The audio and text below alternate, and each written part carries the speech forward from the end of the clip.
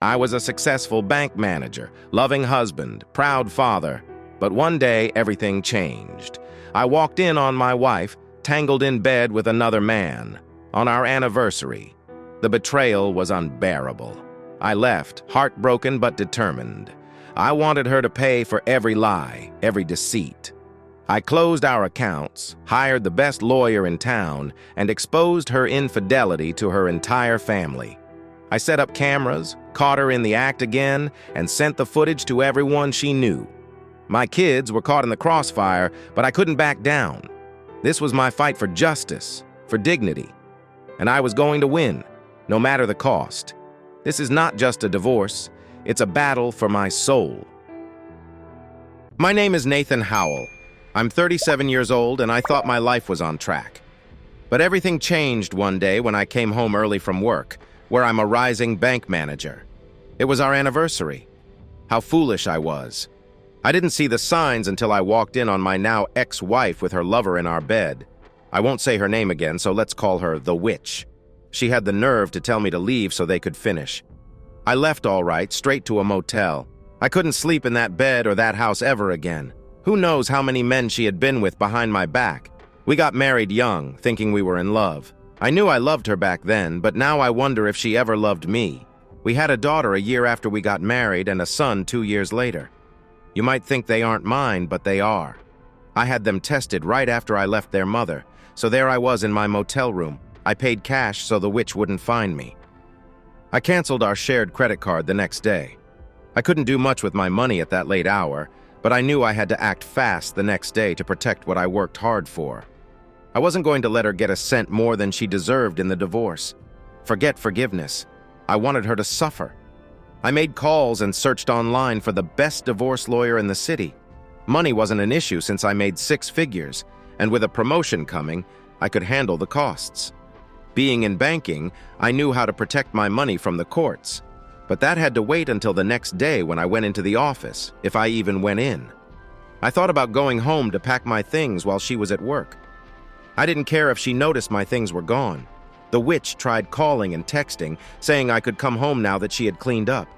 She said it didn't have to mean anything if I didn't make a fuss. Did she even know me?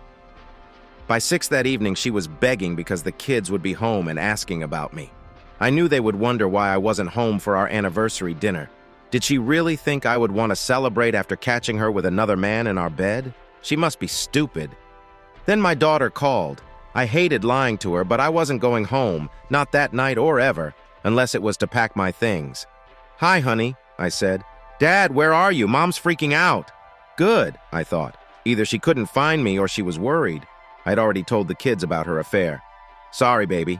I had to go on a business trip at very short notice, but don't worry, I'm not alone. You remember Miss Tyler?" "Yeah, she was nice. But why are you on a business trip with Miss Tyler?" I grinned evilly at the witch's reaction, which I could hear over the phone. She hated Miss Tyler, a kind woman and a lesbian. Maybe the witch was afraid someone would steal me away from her. The presenter for the conference got sick, and my boss asked me to fill in. Miss Tyler was already going, so we're traveling together.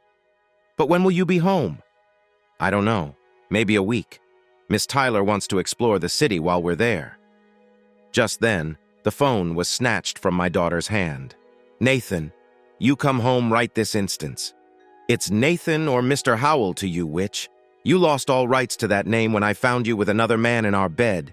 Nathan, I know you're upset. We can work this out. It meant nothing." "It means something to me, you stupid witch." "Fine. If you want to act like a hurt child and not talk about this like adults, go ahead. If you stay away, know this. I am going to be with every man I can in this house. Go ahead, witch. You're dead to me." She gasped as I hung up.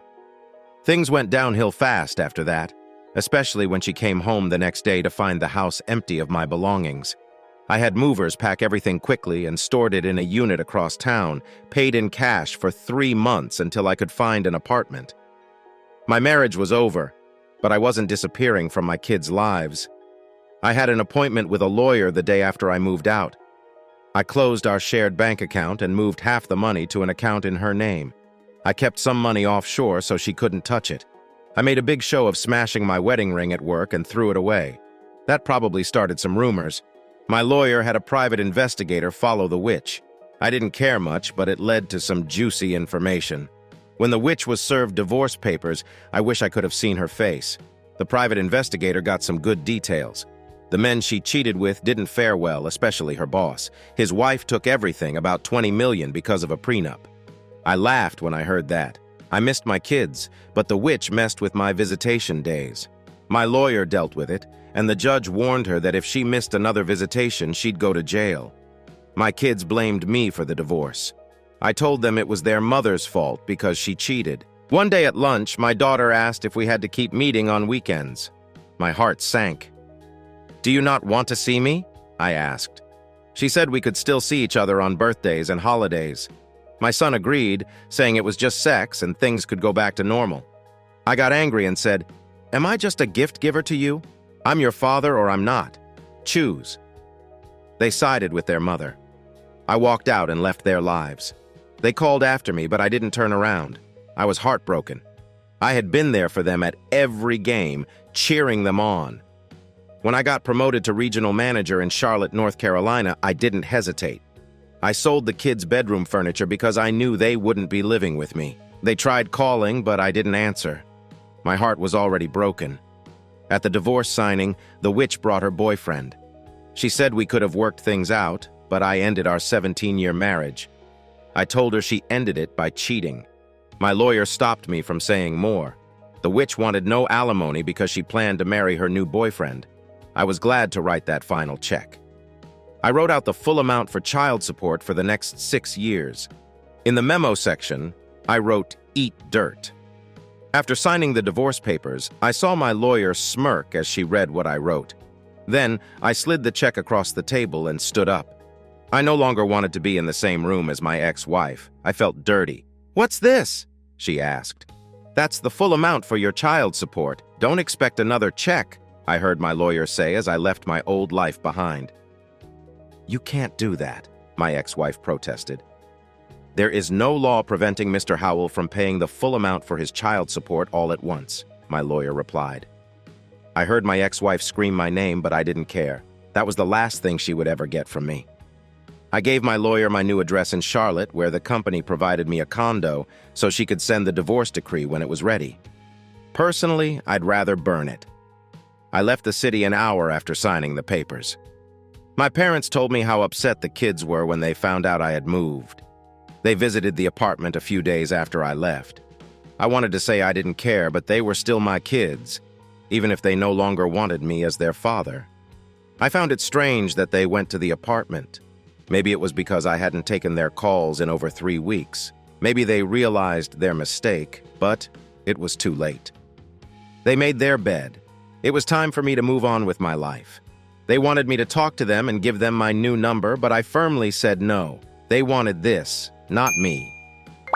7 years later, I'm 44 now. Even my wife agrees I was bitter for the first 2 years in Charlotte. I threw myself into work and hit the gym.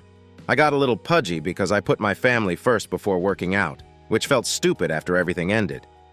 I met my second wife, Catalina, after 2 years. She marched into my office demanding I pull whatever was stuck up my bum out. I nearly fell out of my chair laughing at her audacity. I had seen Catalina around, but only in passing. "You can laugh and smile," she said with an exotic, alluring tone. I was smitten. No one ever talked to me like that at work. I had an aura that said, "Leave me alone."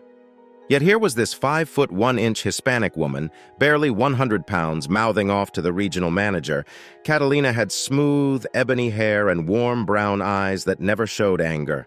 Her lush lips begged to be kissed. I tried to stay professional, but my eyes didn't listen.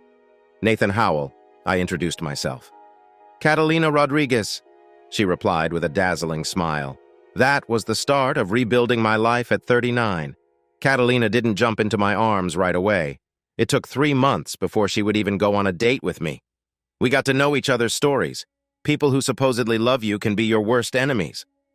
Catalina caught her fiancé in bed with another man, which was a shock. But cheating is cheating, no matter the gender.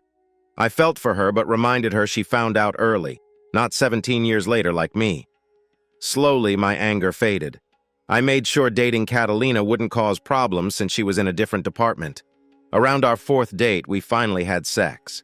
Catalina was hesitant, and I couldn't blame her. It took me 2 years to trust a woman again. Dating Catalina was a world of difference compared to my ex-wife. When the topic of children came up, I grew silent. Catalina knew I was holding back. She chose the strangest times to ask, like when she was riding me hard and fast. They disowned me, I admitted, looking away. The hurt was still fresh. What? Catalina was shocked. Her close-knit family would never do that. By then I had met them. They were a nice bunch, even though they talked about me in Spanish. I didn't tell Catalina I was taking Spanish classes because that's something you do for love. So when she got angry, I could understand what she was calling me. Let's face it, I'm a guy. I'm an idiot sometimes. I'm human after all. Oh, honey. Catalina gently held my face and made me look at her. I'm so sorry they treated you like that, she said. I didn't mind at all when she buried my face in her firm chest while I told her everything that happened. Have you ever thought of having more kids? She asked. My eyes went wide as I looked up at her. Catalina, I know, but we've been dating for a year now and I'm not getting any younger. She was 33 then. I love listening to you talk about anything. I love that you let me vent without feeling the need to fix things, she said. Trust me, she could vent like a pro. Sometimes I annoyed her just to see her get mad because she looked hot when she was angry and the makeup sex was amazing. We've both been hurt deeply, but I want this. I want you, she said, letting go of my head. I wanted to go back to that comforting place. What are you saying, Catalina? I asked. She blushed, looking cute. I want to have a baby, and I want you to be the father. Honey, is this the right time to talk about this? I asked. She had a knack for bringing up important topics at odd times. I bit my lip as she shook her head childishly. There's no time like the present, she said, leaning in closer. It's why I stopped taking my birth control. I know that woman hurt you, and it took time for you to trust me. But haven't I proven that I'm nothing like her? You're definitely not like her, I agreed. But won't your parents be angry if you have a child out of wedlock? Her parents were devout Catholics, and I knew they wouldn't approve of me getting their daughter pregnant without marrying her first. Catalina gave me a devious grin. Are you saying you want to marry me, Mr. Howell? She asked, still riding me, but slower now. Her face filled my vision as she leaned forward, her dark hair falling around us. If you are, know this. I will be the best wife you've ever had. I'll never give you up, she promised. Did I want to get married again? Was I ready for that kind of commitment? I wasn't sure. But as I looked into her brown eyes, I couldn't imagine a future without her. Saying no would mean losing her, and that hurt more than finding out my first wife had cheated on me. I do, I said softly in Spanish. I didn't want her to know yet that I understood more than simple phrases. Her eyes softened and filled with tears, and she kissed me passionately. That weekend, at Catalina's family gathering, I saw her talking to her mother, aunts, and sisters in rapid Spanish. Her uncle's loud voice drowned out their conversation. As I sipped a Corona, which wasn't my favorite, I watched their faces change from serious to shocked to joyful. They all hugged Catalina. Her mother rushed towards me, speaking quickly in Spanish, even though she could speak English. I caught words like "my son" as she kissed my cheeks with tears in her eyes. I'll only move forward if I have your and Hector's blessing, I said in Spanish, referring to Catalina's father. Everyone looked at me in shock. They didn't know I could speak their language, though not perfectly. Nathan, when did you learn Spanish? Catalina asked, looking happy and surprised. Since you said yes to our first date, I replied in Spanish.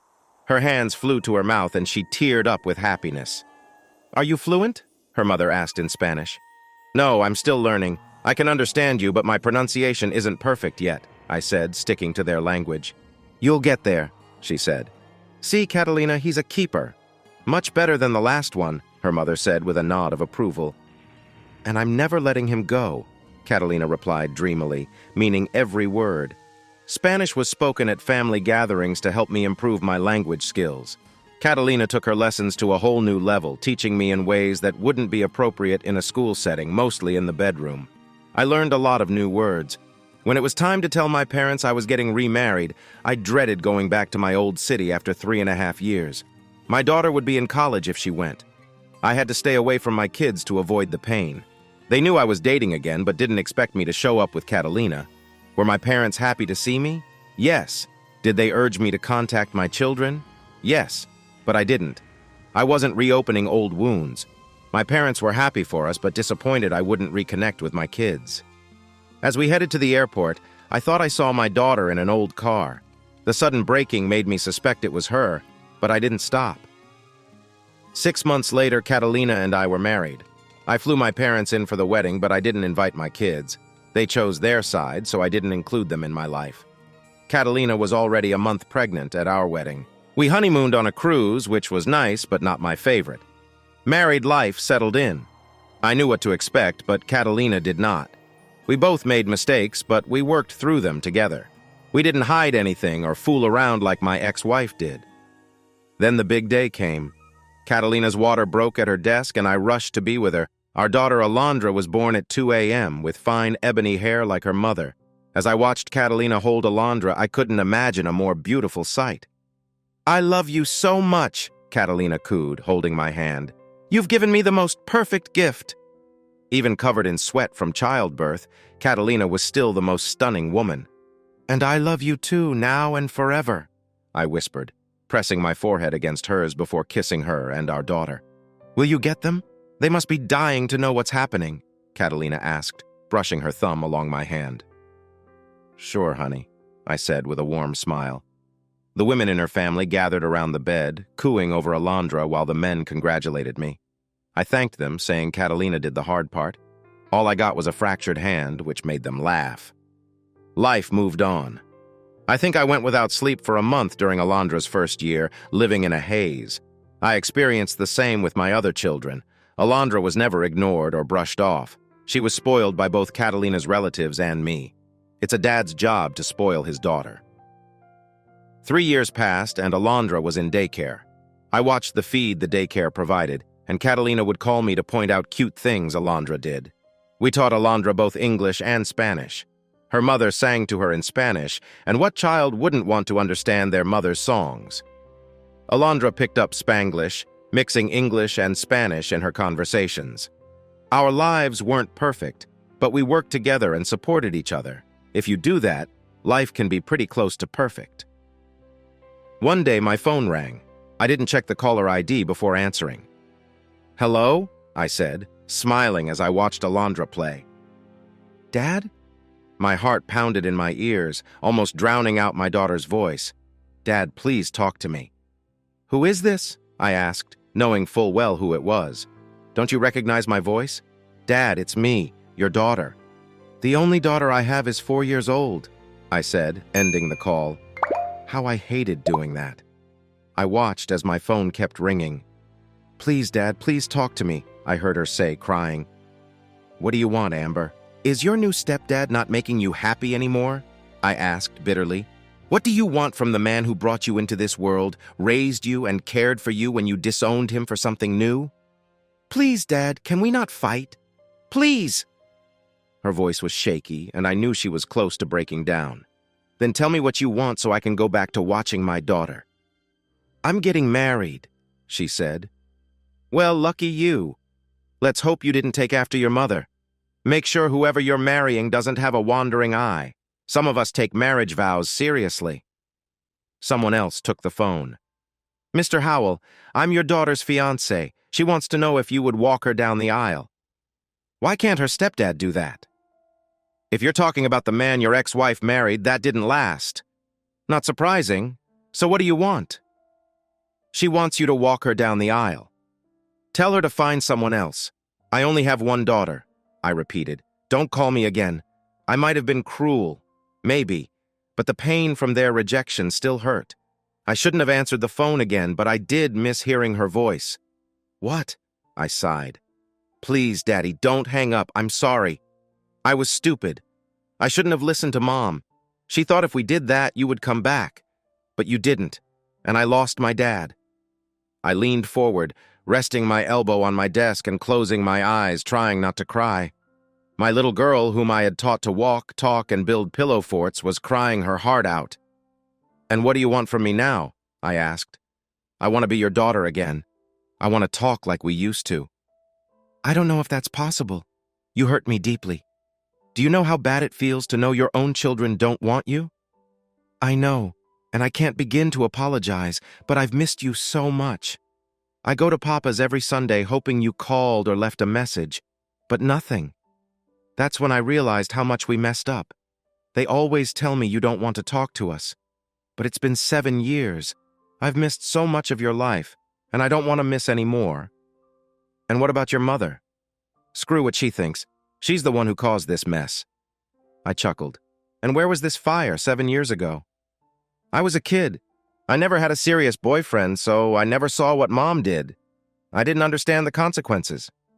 I couldn't help but smile. Neither of us understood the consequences. We just wanted you back. We tried to call you as you walked out, but you never turned around. If you had, you would have seen how devastated we were. We would have taken it all back right then and there and told you the truth. But you kept walking. How's your brother? I asked, trying to keep my voice steady. Carson is doing great. He joined the army to get away from Mom. He did. Fear gripped my heart. But he said he was only going to do 4 years, so he should be out by next year, she said hopefully. Dad, did you get remarried? Yeah. Why? I found you on Facebook. It wasn't my Facebook page. Catalina had set up a family page for her relatives in Mexico to keep up with us and see Alondra grow. I wish I could have been there. I bet it was a beautiful ceremony. So, Dad, what's my sister's name? Alondra Howell, I said proudly. She looks so adorable. I'd like to meet her when you're ready. No pressure. I honestly don't know, I said torn. Dad, I want you to meet David. He's a good man. He reminds me of you. Would it be okay if we came to see you? We promise we won't impose on you or your new family. I'd really like to get to know them. I don't know. I'll have to discuss this with Catalina. I understand. Please, Dad, don't forget about me. Amber, I've never forgotten about you. How could I? You're my daughter. I could never forget you. Oh, Daddy, she sighed before breaking down again. Then I heard someone else on the line.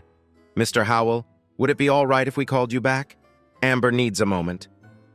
I looked at the clock. It was time to pick up Alondra from daycare. Catalina and I took turns so one of us could have a few hours of peace before going home to our energetic 4-year-old. I love Alondra, but she can be a handful. I have to pick up my daughter from daycare. She can call in an hour, I said, gathering my things and shutting my briefcase as I stood up. I understand. I'll let her know, he said. I opened a file on my computer that I hadn't looked at in years because it hurt too much. A tear formed as I saw a picture of my daughter, Amber, when she was 14. I wondered how life would have turned out if I had turned around that day in the restaurant. I missed them so much. Closing the picture, I called my wife. "Sí, amor," Catalina's lovely voice answered. "You won't guess who called me just now," I replied in Spanish. We always spoke Spanish at work to keep our conversations private.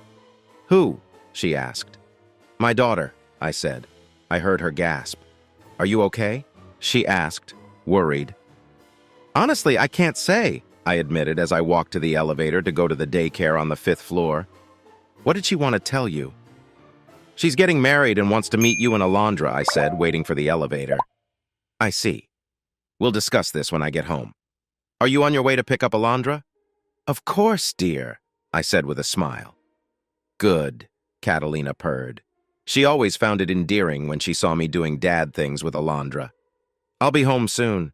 Will tacos be okay for dinner?" "Honey, if you're making them, I'll eat 6, I joked. I loved Catalina's cooking. I smiled at the sound of my wife's soft giggle. Setting my briefcase down, I knelt on one knee as Alondra came running towards me, shouting, "Daddy!" when she saw me. I held Alondra close as her little arms wrapped around my neck, reminding me of Amber at Alondra's age. "You ready to go home?" I asked, and Alondra nodded vigorously. I picked up my 4-year-old and nodded to the daycare worker. "Did you have fun today?" I asked as we headed to the elevator. A warm smile spread across my face as Alondra excitedly told me about her day. Normally, Catalina and I shared a car unless Alondra was in daycare. On those days, I went in early to be off in time to pick her up. It was the same with Catalina on her days. "Go put your stuff away, honey," I said as we entered our 3-bedroom condo. We bought it after coming back from our honeymoon because the company supplied one wasn't large enough for our needs after Alondra was born. I was in our bedroom changing out of my suit when my phone rang. "Hello?" I answered as my t-shirt slid down my chest. Comfortable clothes are a must when chasing a 4-year-old. "Dad." My lip trembled at the sound of my son's voice. "Dad, I put Carson on a 3-way call with us. I hope that's all right. He wanted to talk to you too when I told him I reached you." "And how exactly did you get my number?" I asked as I walked to the living room. Alondra was coloring at the coffee table. I got her favorite cup, poured her some apple juice, and put the lid and straw on to prevent spills. "Here you go, honey," I said lovingly, setting the cup before her. "Gracias, papi," Alondra chirped with a big smile. "De nada," I replied, imagining her cheeks blushing like her mother's. "Dad, who is that?" Carson asked, confused. "My daughter," I said truthfully, sitting on the couch. "Your baby sister," I informed them. "Papi, do I have a brother?" Alondra asked, switching to English. I was used to it. "You do," I nodded. "And a sister." I smiled as Alondra jumped into my lap. "Papi, I want to hear too," she said with big eyes. "Okay, honey." I put my phone on speaker. "Carson, Amber, meet your sister Alondra." "Say hi, baby," I encouraged her, rubbing her back. "Hola," Alondra said excitedly, bouncing on my leg. "English, honey, they don't know Spanish," I told her. "Hello, little sister. I'm your big sister," Amber's trembling voice said. "Hi, where are you? Are you close? Are you coming over?" Alondra asked quickly. "That would be hard for me, little sis. I'm in California, but I would really like to meet you," Carson said, trying to hold back his emotions. "Amber told me you joined the army," I said. "I did. I had to get away from Mom. It got worse after you left." "No, don't tell me. I don't care what happened to her. That's in the past," I said sternly.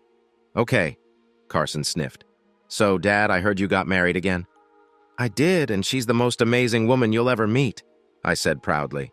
"I hope I can, only if you're okay with it. I know I said something hurtful to you that day. For the past 7 years, I've hated myself for it. Can you forgive me?"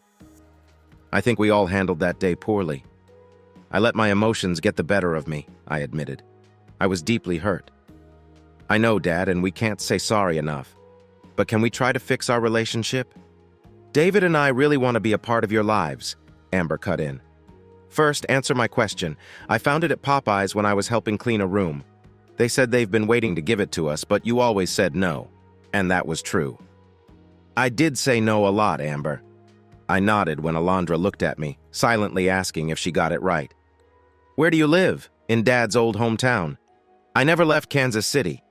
"Honey, I'll show you later," I supplied when Alondra looked up at me, confused.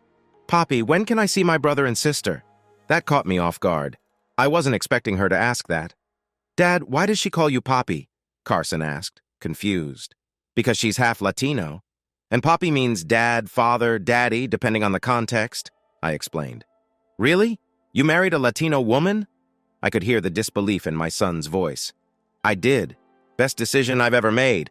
Otherwise, I wouldn't have this little munchkin," I said, tickling my daughter, enjoying her giggle. "Papi, stop!" Alondra said, laughing. We sat there chatting as the minutes turned into hours. Carson had to say goodbye to head off to his duty station. I agreed Carson could call later when he was off duty. Amber left after a tearful goodbye, with Alondra standing on the couch between my legs and my chin resting on her shoulder. We took a picture and sent it to them. Then my son sent a picture in his uniform after texting me his number. I have to say, my boy looked good. I was very proud of him. I worried, but I was very proud. It takes a lot of courage to put your life on the line, even if he did it to get away from his mother. Then came a picture of Amber and David snuggled together. I could see my daughter trying not to cry. How beautiful she had grown while I was away. I hate myself for missing these years, but what's done is done. We can only move forward and hope to make up for lost time. Catalina walked in that evening at her usual time, 5:30 on the dot. I never had to worry about her sneaking off like my ex did for years. No, not Catalina. Her family would disown her if she broke her vows. Not that she ever would. I trust Catalina completely, unlike the nightmare of 17 years with my ex. It's funny how you don't see the signs until it's too late. Mia, more tests, Renato. Catalina sighed as she sat in my lap after cuddling with our daughter. It was her favorite saying when we were apart for a long time, which means, "My love, I've missed you." Yo también a ti, I replied, embracing her. I'll never get tired of kissing her. Do you want to talk about today? Catalina whispered, rubbing my chest. She could tell my heart was torn. I think he invaded me. Amor, Catalina cooed to our daughter. Why don't you turn on your cartoons while Poppy and I have a chat? Okay. Okay, Alondra chirped, rushing to turn on the TV. Catalina got up, her fine bum brushing against me, taking my hand and leading me to the kitchen. She likes to talk while she cooks. Plus, I think she knows I stare at her bum when she does. Who wouldn't? It's divine. So I watched her prepare our dinner. She never lets me cook since I'm no good in the kitchen. But I always do the cleanup since she did the work. That's what marriage is supposed to be like, a united front, each sharing the load equally. Plus, she's a better cook. She listened intently as I told her about the conversation Alondra and I had with Carson and Amber. He looks so much like you, Catalina said sweetly when I showed her Carson's picture. Don't they look adorable together? She said when I showed her the picture of David and Amber. So, honey, what do you want to do? She asked. I know it never sat well with her that I was estranged from my children, yet she never pushed it. Family is supposed to stick together no matter what. Blood is thicker than water. Her family lives by that saying. I want to see my daughter. I want to see my son. I just want to hold them again, I said, arching an eyebrow when Catalina smiled. About time, Catalina said, throwing her arms around me and planting a kiss. I know it will take time to get back on good footing, but I'm here with you. I'm your wife, and I'll never leave you stranded, she said lovingly, staring up at me. So, are you ready to become the mother of 2 more kids? I asked. Catalina nodded.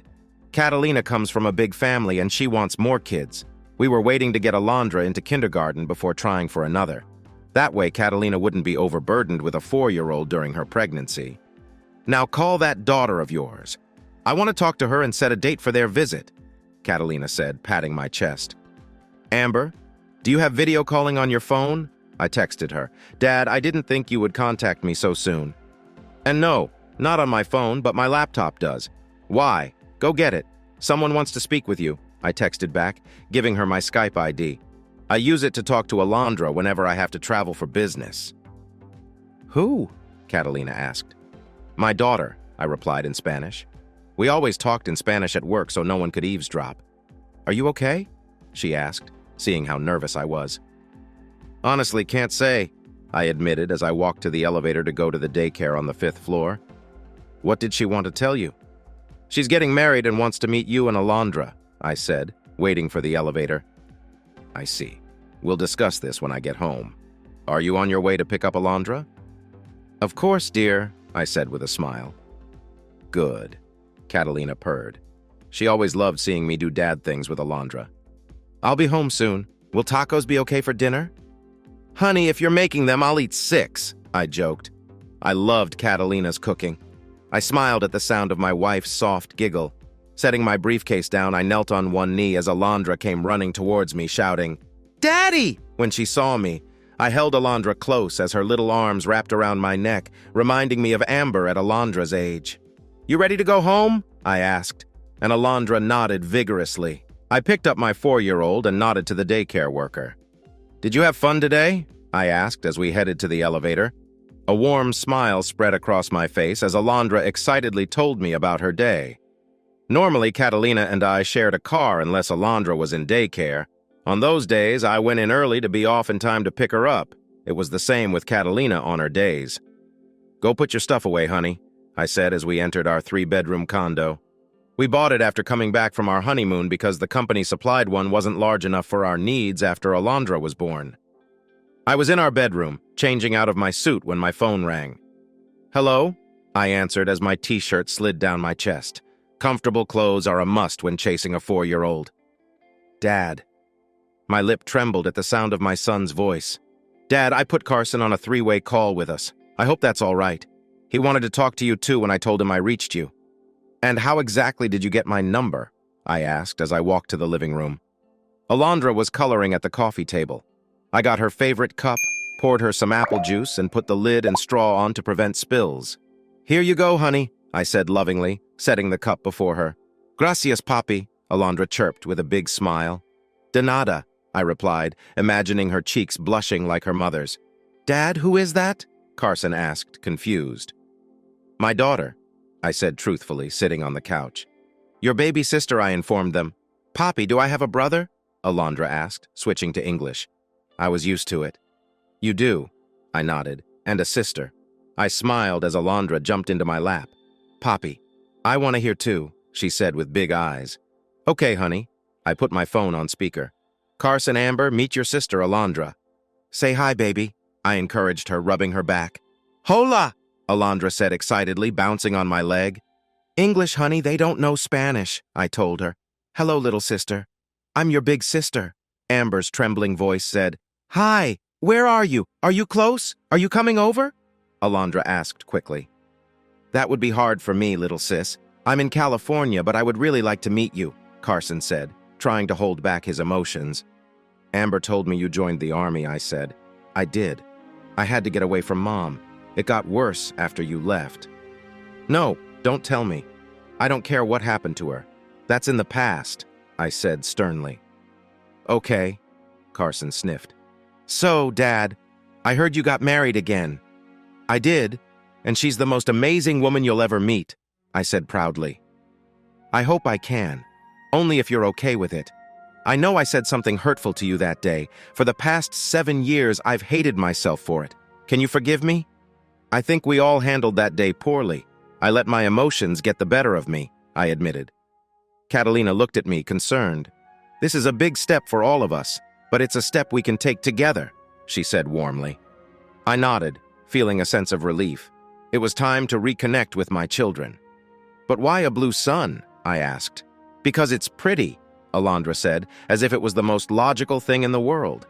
I wouldn't criticize my daughter's artwork. That would be wrong. Well then, shouldn't we put it up on the fridge for your sister to see when she comes? I asked. Alondra nodded eagerly. Go on, let your Poppy and I finish our talk with your sister, Catalina said, guiding Alondra out of the kitchen after she hung the picture on the fridge. Okay, dinner is almost ready. We must say goodbye for now. It was nice meeting you. I've wanted to since your father told me about you. But you know how stubborn he can be, Catalina said, making Amber giggle. You two have a good night and don't hesitate to call. We will. Bye, Dad. I love you. We'll call when we know something about our vacation, Amber said, pressing her fingers to her lips and touching the screen on her laptop. Now the handsome father should set the table, Catalina said, giving me that look. I knew what it meant. I was definitely getting lucky tonight. God, those tacos were good. After dinner, I led Alondra to her bedroom. I looked back at my wife, who walked seductively to our bedroom. I watched her lower the zipper of her skirt, letting it fall to the floor, showing off her firm bum. I felt myself react, knowing what she would be doing while I read Alondra a bedtime story. Those were the longest 20 minutes ever, knowing my wife was getting ready for our night. The sweet scent she always wore filled the air. Sometimes things didn't go as planned when you have a young child to raise. Sometimes you're just too tired. But that night was different. She stood there, hands on the doorframe of our bathroom, looking incredible. We stay fit thanks to the gym in our building. I still have the hard body I earned from 2 years of daily workouts. So, is Mia ready for the ride of his life? Catalina asked in a sultry tone. Her eyes ran down my body as I quickly undressed. El cielo, I replied, watching her eyes flare and narrow with passion. Heaven, Catalina mused as she pressed her finger to my chest, walking backward to the bed. Have you met you? Definitely heaven. That's so, Catalina purred before kissing me deeply. Her breath was loud in my ears, her soft sounds driving me wild. Then let me take you to 7th heaven, she whispered. Lead the way, I replied, not about to miss this chance. Her eyes always had warmth and passion, telling me I was the only one for her. As she slid onto the bed, her predatory eyes focused on me. Then enjoy it as this angel takes you to your afterlife, she said, staring up at me with love-filled eyes. It was just the soft whispers of two people in love, sharing sweet nothings. Life moved on. Carson called the next day, apologizing for not calling the night before. It was late on the East Coast, and he didn't want to wake Alondra. I understood. Alondra is hard to get back to sleep if she's woken too soon. We talked for 2 hours, and I got nothing done at work. But as the boss, I could get away with it. After 2 weeks of Alondra asking when her sister was coming, it got on my nerves. She's 4, so it comes with the territory. When it was time for Amber and David to fly in, I kissed my wife and left the condo early in the morning. Catalina wanted to come, but getting Alondra up at 5 o'clock on a Saturday was impossible. I was a nervous wreck on the drive to the airport. I watched the arrival board and paced, the TSA agents eyeing me but not approaching. Then I saw her. Amber and David came through the crowd, and Amber ran toward me. "Dad!" she shouted, tears streaming down her cheeks as she hugged me hard. I hugged her back just as hard. It was the first time I'd seen my grown daughter in 7 years. I wasn't letting her go. People stared, but I didn't care. We stayed like that for 5 minutes. David stood by, patiently watching us. He was about 6'1", a bit taller than me, and I'm 6 feet tall. His brown hair was neatly cut and combed, showing he cared about his appearance, unlike my daughter's previous boyfriends. His clean-shaven face had a slight blue tinge. His clothes weren't formal, but they showed he wanted to impress me. "Dad, I'd like you to meet David," Amber said, sliding her arm around her fiancé after leaving my embrace. "David Callister," he said, extending his hand. "Nathan Howell," I greeted, noting his firm handshake. "Dad, where are Catalina and Alondra?" Amber asked, looking around. "You know how hard it is to get a 4-year-old up at 5 in the morning on a Saturday when cartoons aren't involved?" I said, giving her a pointed look. "Catalina stayed home with her." "Right," Amber said, looking a bit bashful. "Are these all your bags?" I asked, noticing the single bag David was holding. "Yes, sir," David replied politely. "Come on, my car is this way," I said, nodding toward the exit. Halfway to my car, my phone rang. "Hey, honey," I answered after seeing my wife's ID on the screen. "Hello, mi amor. Has their flight come in yet?" I heard her moving around the kitchen. "Yeah, we're walking to the car now. We should be home in half an hour, depending on traffic," I said, unlocking the car as we neared it. "Okay, I'll get breakfast going and the coffee ready. Can Amber eat eggs?" "Let me ask David," I said, turning back to them. "You're not allergic to eggs, are you?" "No, I love them," David answered with a big smile. "He can eat eggs," I told Catalina, knowing she was planning to make her special omelets. "Good. It will take a while for the veggies to cook, so we'll be waiting for you 3 to get home. Drive safe, baby," she said lovingly. "Always, honey," I replied, hitting the trunk button. I could see her blushing in my mind's eye. "Yo también te quiero." "Dad, when did you learn Spanish?" Amber asked as David put their bags in the trunk. After I asked Catalina out on our first date, I said truthfully, Amber's eyes widened. "You must have really liked her to do that." "Yeah, I was totally smitten, just don't tell her that," I said with a warm smile. "Does she know you did?" Amber asked as David closed the trunk. "Yeah," I answered as I walked to the driver's door. "Did you ever do that for my—" Amber stopped herself from saying her mother's name. "I did everything to make that woman happy. It wasn't enough," I said heatedly. "Sorry, Dad. I shouldn't have brought it up," Amber said, shaking her head. "Let's forget it." "It's fine, Amber. Just don't bring it up again," I said, catching myself before calling her mother a witch. "I promise I won't," she said sincerely. "Get in. I don't want to miss breakfast," I said. "Catalina can cook, and I never miss her meals." "Dad, didn't you get a house?" Amber asked as we pulled into the parking garage of my condo complex. "Been there, done that. Living here means no lawn to mow, and it's close to work. I'm not buying a house in this city. The taxes are outrageous," I said in mock shock. "So, David, are you two looking to buy?" I smiled when David hit his head on the trunk lid. "You're not going to tell me you're living together out of wedlock, are you?" I asked, pretending to be a stuck-up prude. "Dad," Amber said with a tone I hadn't heard in 7 years. It was the same tone she used with her teenage boyfriends. "Don't pester David. He's a good man," Amber said, crossing her arms. I couldn't help myself, I said, shutting the trunk. "It's fine, honey. Your father is just sizing me up." "I would do the same," David said, nodding. Smart boy, I thought to myself. "If you need to work out while here, there's a gym on the ground floor. If anyone gives you trouble, just tell them you're guests of 1003, I said as I led them inside. They nodded in understanding. "You look good, Dad," I don't remember seeing you so thin, Amber said as we walked toward the elevator. I had 2 kids to raise, and going to the gym was a distant second to making sure you and your brother had what you needed, I answered, pressing the call button. Can I ask, Mr. Howell? David began, then corrected himself. Can I ask, Nathan? When you married your new wife, did you delve into her culture? I scowled. I'm going to say this once. Do not call them that. They hate that word. It's either Latino or Latina. Nothing else. Understood? I said firmly. I meant no offense, David said quickly. Good, I replied as the elevator doors opened. David said nervously, I know, but it's better I tell you this now than you saying it in front of Catalina or her family. They hate that word. They feel it's like trying to erase their culture. People today push their views on a group that knows who they are. I was summarizing a rant Catalina had when we were dating about people at her work using that word. Seriously, could they not tell she hated that word? Some people are just clueless. No wonder Pablo always gives me the stink eye, David whispered as we stepped onto the elevator. Catalina and Alondra can understand and speak English. If you can't speak Spanish, don't try, I said, watching them nod in the reflection of the elevator door as I pressed the button for my condo. The moment I entered, my face lit up. My wife and daughter, still in their PJs, stood there waiting for my customary kiss and Alondra's hug. I stepped aside to let Amber and David, the most important people in my life for the past 5 years, see my grown daughter and her fiancé. Amber, David, meet my wife Catalina and my daughter Alondra, I said, watching Amber kneel and hold out her arms to Alondra. Hello, baby sister. I'm so happy to see you, Amber whispered as she hugged Alondra.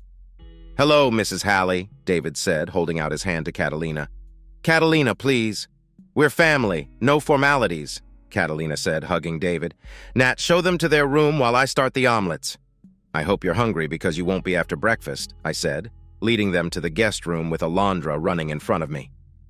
What are you doing, you little goof? I asked, teasing as Alondra danced in front of the room. Nothing, Alondra replied with her trademark smile. When you're done unpacking, there's coffee in the kitchen if you want any. We skipped breakfast to make our flight, Amber said, laying her suitcase on the bed. Good, because Catalina likes cooking large meals. It reminds her of her childhood. We'll let you settle in. Come on, honey, let's give them some privacy, I said, patting Alondra's hand. See, Poppy, Alondra replied, looking up at me. He seems nice, Catalina said as I walked into the kitchen while Alondra went to watch her My Little Pony show.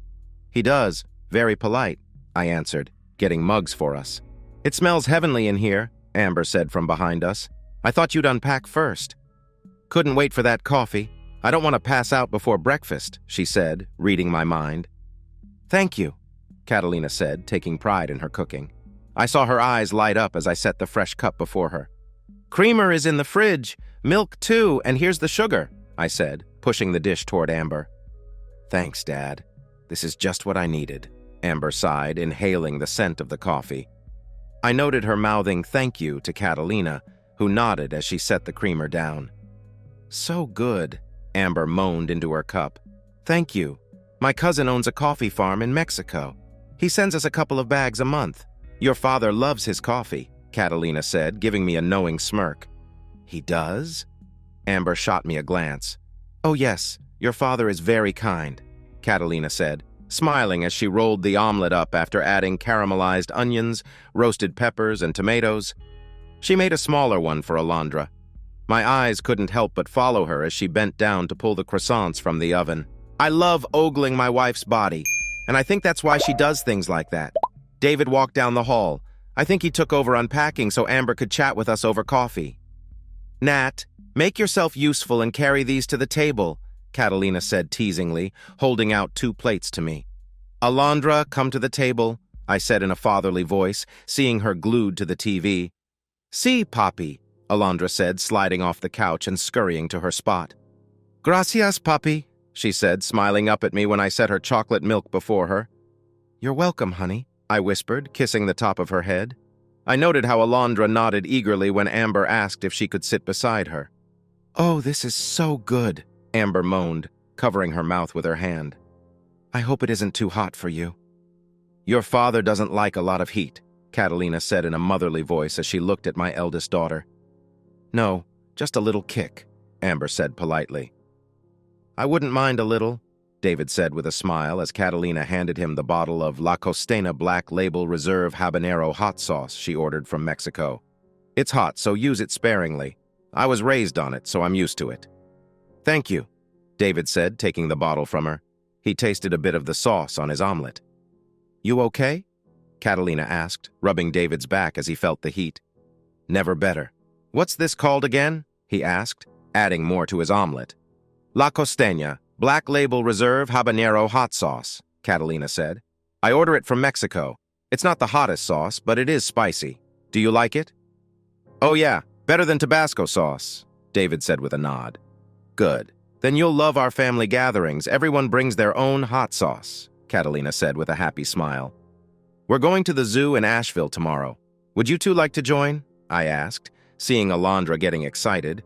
Only if we won't be an inconvenience, Amber replied, looking around the table. You're not an inconvenience. You're family, Catalina said in her warm, motherly voice. So how did you two meet? Catalina asked, sitting with her legs tucked under her as she sipped her morning coffee. David was already working at the store when I got hired in the pharmacy as the assistant manager, Amber said, sitting across from us on the balcony while Alondra watched her cartoons. You worked your way up the ladder, I stated. David nodded. I respect that. What are your plans going forward? In a few years after I get more experience, I want to try for a corporate job, David said, taking a sip of his coffee. Sounds reasonable, I nodded, appreciating his plan. Do they have a program to help you train for such a position? Catalina asked, squeezing my thigh. They do, but I want to make sure they won't turn me down. That's why I'm waiting a few more years, David said. So, how did you two meet? Amber asked, her eyes darting between us. We exchanged looks, silently deciding who would tell the story. Well, we have to go back to when your father first arrived here. I was engaged to someone else, but he wasn't faithful, Catalina began. Yet I always saw your father walking around the building with a face that looked like someone shoved a pine cone up his keister. Amber giggled, and David chuckled lightly. He is a handsome man, but I was engaged, and I don't stray, Catalina continued. Amber lowered her head a bit. So, after my engagement ended, I walked into his office one day and told him to pull whatever was up his bum out of it. Who knew he could laugh? Catalina teased me. Then we built a friendship. He wanted more, but he was patient. After 3 months, we had our first date, and it went from there. I never looked back, Catalina said lovingly. So, if you two aren't too tired, we can explore the city today, then come back, and I'll cook us a big dinner, Catalina said eagerly. Oh, you've never been to the beach, I noted, seeing my daughter's eyes widen. We have this week off. How about we head down to Roberto's place if he'll let us use it for a few days, I suggested, looking at Catalina. Are you sure, honey? Catalina asked. They're here, and it's easier to go to the beach here than in Kansas City, I said. I'm fine with it. Alondra will be ecstatic, but you'll have to ask Roberto, Catalina said. I know, I nodded. I'll go make the call, I said, rising from my seat. Enjoying your show, Munchkin? I asked Alondra, her attention fixed on the TV as usual on a Saturday morning. I walked into the bedroom to grab my phone. Scrolling through my contacts, I found Roberto's number. Buenos dias, Nathan. Roberto's voice came over the phone with a thick accent. Good morning, Roberto, I greeted him. He didn't mind if I spoke English instead of Spanish since he knew I could do both. I was wondering if you could do me a favor. My lip lifted when he switched to English. All of Catalina's family could speak English. They only pretended they didn't know when someone made a fool of themselves in front of their family. I had seen it a few times when salesmen tried to sell their stuff, not realizing they were being laughed at. It was always funny when the ladies joined in. Then the teenagers would watch as the person scurried back to their car. Yeah, I was wondering if Catalina and I could use your place at Canadian Hole, I said, seeing my daughter instantly turn around in her seat, knowing what that meant. I tried to pretend I didn't see the excitement on her face when I said that. Of course, amigo. What's the special occasion? He asked. We usually went to the mountains for vacations because it was cheaper and had fewer people. We only went to the beach when the whole family went to Canadian Hole. My eldest daughter flew in with her fiancé, and she's never seen the ocean, I said truthfully. The whole family knew about our estrangement, but understood why I left. Es una gran noticia. ¿Los tres el próximo fin de semana? Roberto asked if I was bringing them over next weekend. Sí, I answered. I heard my sister-in-law's voice in the background asking what had him so excited. Then I heard her speaking rapidly in Spanish before her voice faded away. I knew the whole family would know in less than 10 minutes. Do you want me to bring the keys over? Roberto asked. Nah, we'll pick them up when we show them around the city. Say around 1, I said, still ignoring my daughter's antics on the couch as she bounced on it. Ciro has a game today, but I'll leave the keys. You tell Ciro I'll be rooting for him. I expect 5 home runs, I said, knowing Ciro could go pro. He was just that good. I will. I hope she enjoys the beach, as do I, Roberto said before we ended the call. Papi, are we going to the beach? Alondra asked excitedly. We are, I said, pocketing my phone and smiling at my daughter's excitement as she bounced on her knees. We'll go on Monday and enjoy the beach until Thursday. Is that okay with you, Princess? I couldn't keep my smile from growing as Alondra nodded eagerly. Now behave and enjoy your show, I said, before stepping out onto the balcony, feeling Catalina's hand on my back as I sat down. Hours later, we were driving through the streets of Charlotte. Alondra sat between David and Amber in the back seat, pointing out places she loved, like the Discovery Place. It was a bit expensive, but worth it for a 4-year-old's curious mind. When lunch came around, we stopped at a popular downtown restaurant. I watched as my 2 daughters chatted away. My wife had a happy, content look on her face as she watched our children from across the table. David and I had a pleasant conversation about his 401k. While I wasn't a stock trader, I knew enough to give him some tips. He listened intently, showing he was planning ahead, and I hoped he and Amber wouldn't go through what I did with my ex. I have to admit, David was a pleasant man. Just don't tell him I said that. I still had to keep my father-in-law vibe. I was happy Amber found a genuinely good guy.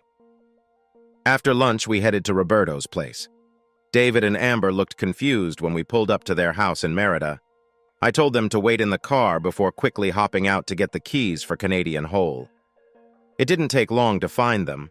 The keys jingled in my hand, and warmth spread through my heart as I read Roberto's and his sister's note. They wrote in English, knowing I couldn't read Spanish well. I was touched by their words. Ever since I started dating Catalina, her sister had sized me up and told me not to hurt her sister, or I'd have to deal with her and Roberto. But over the months, I grew on them. They were the first to help out when Catalina got overwhelmed with caring for Alondra when she was born. I don't blame Catalina. Having your first child is nerve-wracking. So I called in the troops and took my wife out to show her she was a great mother. As night fell on Charlotte, my family gathered in the living room to watch a movie. It doesn't matter what you do as long as you do it together. When it was Alondra's bedtime, I noticed Amber and David nodding off. They had been up since early morning to catch their flight. Catalina gave me a look that said, "Go to your dad thing." I watched her carry Alondra to her room. "Amber?" I whispered, lightly shaking her awake. My mind flashed back to when Amber was just a little girl, mumbling sleepily. "Let's get you two to bed," I said, seeing her eyes barely open.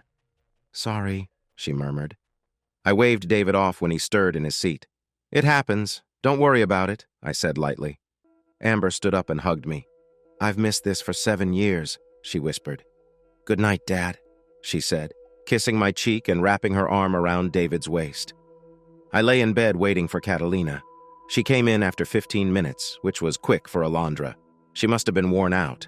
Catalina had a sultry smile as she walked towards the bathroom. Her eyes noted the movement of the sheets, making her smile even more.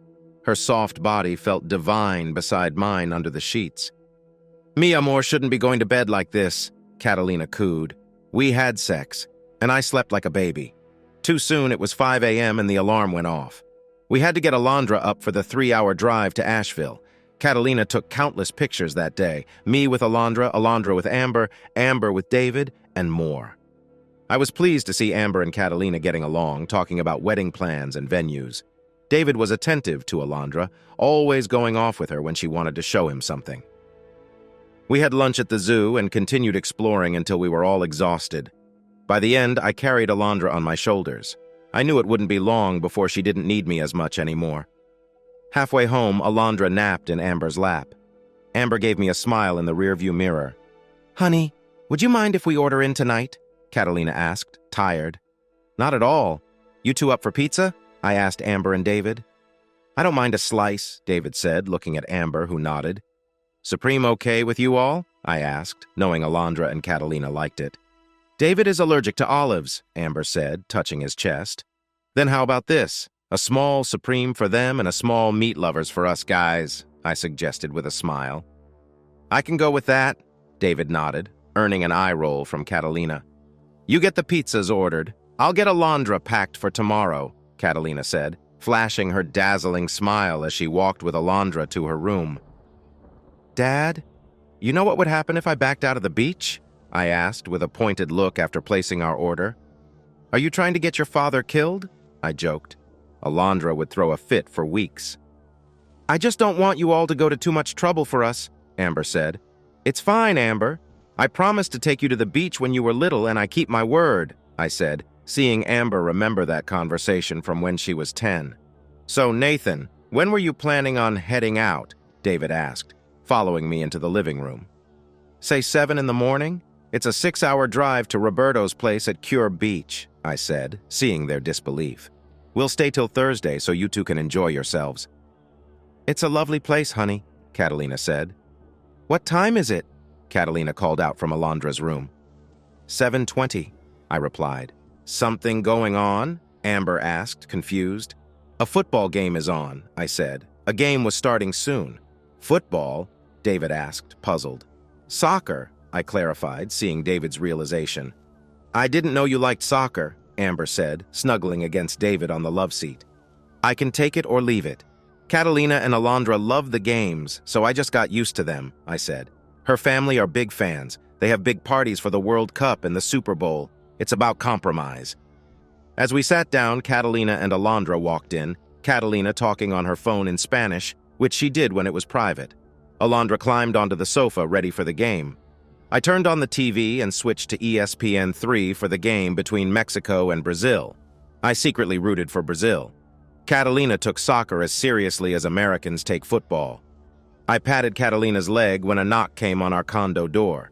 It had to be the pizzas. Her attention was on the game, as Mexico was leading. I paid the teenage delivery boy, giving him a good tip before taking the pizzas.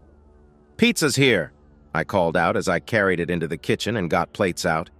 Amber and David wandered into the kitchen, but Alondra and Catalina were glued to their seats. Alondra wanted to be just like her mother. "Make yourselves a plate," I said, carrying their plates to them. "Thank you, honey. Can you get me a beer?" Catalina asked, kissing my cheek. "Sure, babe. Kool-Aid for you," I teased Alondra. "Aren't they going to join us?" Amber asked after I sat down with my plate. "Nah, not with Mexico in the lead. They won't move," I said before taking a bite. "God, I missed Meat Lover's pizza." "This is good," David said, quickly finishing his slice. "I know, best pizza place in town," I replied, savoring the meaty toppings. "Sai, goal!" Catalina shouted, jumping up with her plate and beer with Alondra copying her. "No, pendejo, ¿cómo puedes dejar eso pasar, capitán?" she exclaimed as one of Brazil's players stole the ball. "Language," I chided when Alondra mimicked her a little too closely. Catalina looked away, embarrassed. After dinner, with our stomachs full of pizza and a few beers, I put Alondra to bed at her normal time. David was into the game by the end of it. After saying goodnight, we all went to our rooms. Catalina was up at 5:30 the next morning making breakfast for us. I knew she was excited. Wrapping my arms around her, I kissed her neck as she flipped pancakes on the skillet. She leaned back against me, enjoying the moment of silence. "Nate!" Catalina gasped. "What did you think? I wasn't going to keep my hands to myself when I have my sexy wife in my arms," I teased, seeing Catalina blush. "You better not," she whispered. "Why wouldn't I be happy? I had a gorgeous wife, a hyper daughter, and a grown daughter about to start her own adventure. Life was good." "Wake up, Munchkin, pancakes are almost ready," I said, rousing Alondra from her slumber. "We don't want to miss the beach, do we?" I whispered when she tried to go back to sleep. That woke her up quickly. Knocking on the guest bedroom door, I opened it slightly. "We're awake. Just give us a few minutes to get dressed," David said through the gap. "Okay, just checking. Breakfast will be ready soon," I said before closing the door. "Thanks, Dad." Amber said as I handed her and David their coffee. Honey, get the orange juice and set it on the table, Catalina directed as she placed the last of the pancakes on a stack. Setting the juice and Alondra's chocolate milk on the table, I went back to help set the table and carry the food. I couldn't stop smiling as Amber helped out in the kitchen, just like I was about to do with David's help. Don't just stand there, Dad. Get the plates, Amber teased as she carried the pancakes to the table. David handled the plates of sausage. I caught my wife's content smile as she got the syrup from the cabinet while I got the plates for us all. I watched as Catalina moved around the table, treating Amber and David like her own kids, and saw how Amber loved it. It made me wonder what truly happened to my children while they were with their mother. As much as I didn't want to hear about her, I might have to find out. We were out of the condo by 6:45 with the dishes done and the car packed, heading to the beach at Canadian Hole. Mama, I heard behind me. It wasn't from Alondra, but from Amber. Catalina looked surprised, but quickly turned happy. Would you show me around? Amber asked nervously. Certainly, Catalina said, holding out her arm to Amber.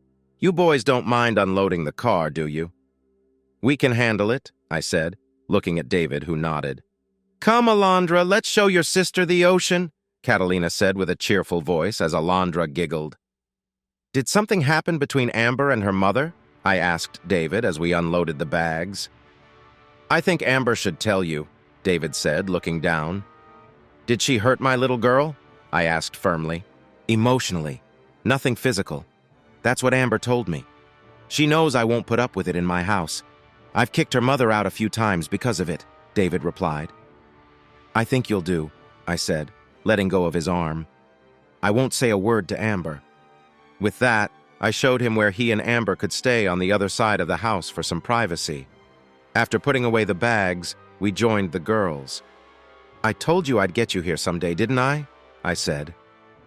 I spoke from behind them as Catalina and Amber stood looking out at the white-capped waves, while Alondra ran along the beach, searching for shells like she always did. I was surprised when Amber threw her arms around me. Thank you. It's so beautiful, she whispered, her breath warm on my neck as I held her and gently rubbed her back. You and I need to talk later, just us, I whispered in her ear. She nodded against my shoulder before slipping out of my arms and into David's. Ever been to the beach? I asked the men in my daughter's life. No, this is my first time too. My folks were poor. They worked hard but couldn't afford trips like this, David said, his eyes fixed on the vast expanse of blue before us. I understand. When Amber was growing up, money was tight. I worked my way up while going to night school so my family could have a better life, I said, feeling Catalina slip her hand into mine. Amber took hold of my other hand like she did when she was a child. Later that night, after putting Alondra to bed and Catalina keeping David entertained, I led Amber onto the back deck of Roberto's beach home. I dreaded what I was about to hear. No parent likes to hear their child was abused, but I needed to know what had happened. Okay, Amber. I know I told your brother I didn't want to hear about what happened after I left, but I think I need to know, I said as the sound of waves filled the air. Are you sure? Amber asked, dropping her gaze. This wasn't like the daughter I knew. I placed my hand on her arm, making her look at me. I'm sure, I said firmly. By the end of her story, I was furious. I couldn't act on it then, so I just hugged my daughter tightly as she cried into my chest. Her mother had blamed the kids for our failed marriage and even tried to involve Amber in her affairs. I wondered why my parents hadn't told me unless they didn't know. Oh, baby, I'm so sorry, I whispered into her hair. No, Dad. You were hurt.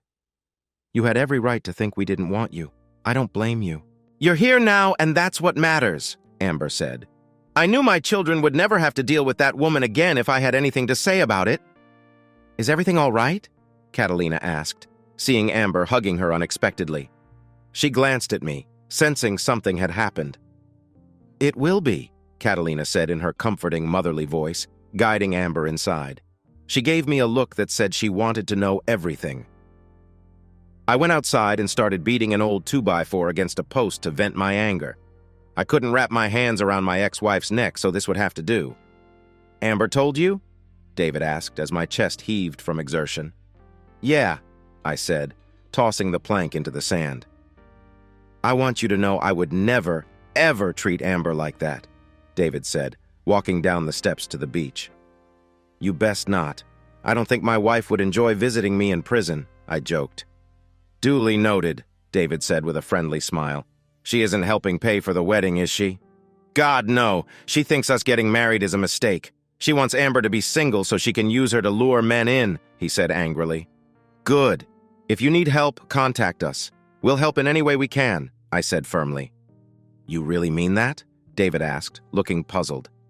"I do. I know what a wedding costs. I've been through two myself. I know starting out in life can be tight. If we can lend a hand, don't hesitate to call us," I said, extending my hand. "I will." "You have my word, Nathan," David said with his firm handshake. "Did your father teach you that handshake?" I asked. He nodded. "Good. A father should teach that to his son." "What are you two doing out here?" Catalina asked from the top of the steps. "Oh, you know, guy stuff," I said, smiling up at her. "Well, it's getting late. You two should come in for the night," Catalina said. I knew from the way she stood that she wanted to talk. Saying goodnight to David, I walked up the steps. Catalina knew me well enough to know I was furious at my ex-wife. "Mi amor, this anger isn't good for you," she said softly. "She's not under her mother's control anymore," Catalina said softly as she ran her hands up my chest. "She told you this?" I asked. Catalina nodded. "I can't blame you for leaving that woman, but I wish you had brought the kids with you. Then I could be a mother of 3, Catalina teased. 3? Not 4? I asked, wiggling my eyebrows. "I don't know. Do you think you can get me pregnant again?" Catalina asked, challenging me. "Oh, you bet I can," I said firmly. "Then I better stop taking my pills," Catalina said with a sultry smile. The next 3 days were a whirlwind of fun. We took Amber and David all over the island, ate great seafood, and met nice people. One day, a young woman called me racist. I didn't take it seriously, but Catalina was ready to fight. I knew if this person applied for a job at my office, they wouldn't get hired. She didn't see the punch coming and ended up on the ground, confused as Catalina cursed her out in Spanish. David wisely covered Alondra's ears. "Maybe next time, don't get in people's faces about things you don't understand, and you might want to consider a new look and attitude if you want to get anywhere in life," I said before leading my family away. Even that incident couldn't ruin our time there. All too soon, it was time to leave. After washing the sheets and tidying up, we got ready to head back to Charlotte. "Thanks, Dad. The beach was perfect," Amber said happily as she hugged me. "You're welcome, honey," I said, rubbing her back. "It might have taken a while, but I keep my word." "I'm going to put Alondra to bed," Catalina whispered, kissing my cheek and carrying our dozing daughter to her room. Amber and David soon retired for the night, too. I carried our bags into the bedroom, and as Catalina slid in next to me, everything felt right. The monthly family get-together was a blast. Amber and David were welcomed with open arms. Catalina's parents took a keen interest in Amber. It wasn't surprising since they were very family-oriented. I listened for any comments about Amber and David and saw Catalina do the same. She even scolded a teenager for saying something lewd about my daughter. If I had heard it, it wouldn't have been just a scolding. David almost burned his tongue on chili with ghost peppers, but I saved him just in time. Everyone had a good laugh and gave him a milder bowl. Like all good things, the visit ended too soon. I hadn't talked to my son Carson all week because he was doing some secret training. I hoped he was okay. At the airport, Amber hugged Catalina tightly. Catalina was probably the only motherly figure Amber had other than her grandmother's. Alondra held back tears as she hugged her siblings. "Have a safe flight. Call us when you land," I said, giving David a one-arm hug, which surprised him. He had grown on me. "We will," David said, and Amber nodded. "Don't forget what I told you." "If you need help with the wedding, we're just a phone call away," I said, with Catalina nodding along. "Does that mean you'll walk me down the aisle?" Amber asked hopefully. "Most definitely. I wouldn't miss it," I said, giving her a fatherly smile. "And you can call anytime you need to talk," Catalina said in a caring voice. "I will, thank you," Amber whispered, hugging Catalina again. "No need to thank me. I'm your stepmother. I want you to feel comfortable talking to me about anything." And I know Alondra will want to talk to her big sister, Catalina said, rocking Amber like she did with Alondra when she was troubled. I picked up Alondra so she could wave goodbye to her sister over the crowd. I had to fight back my tears as Amber disappeared into the throng of people. At least we were talking again, making up for lost time. There would be no stopping me from seeing my daughter again. Months passed, and my relationship with my children grew stronger.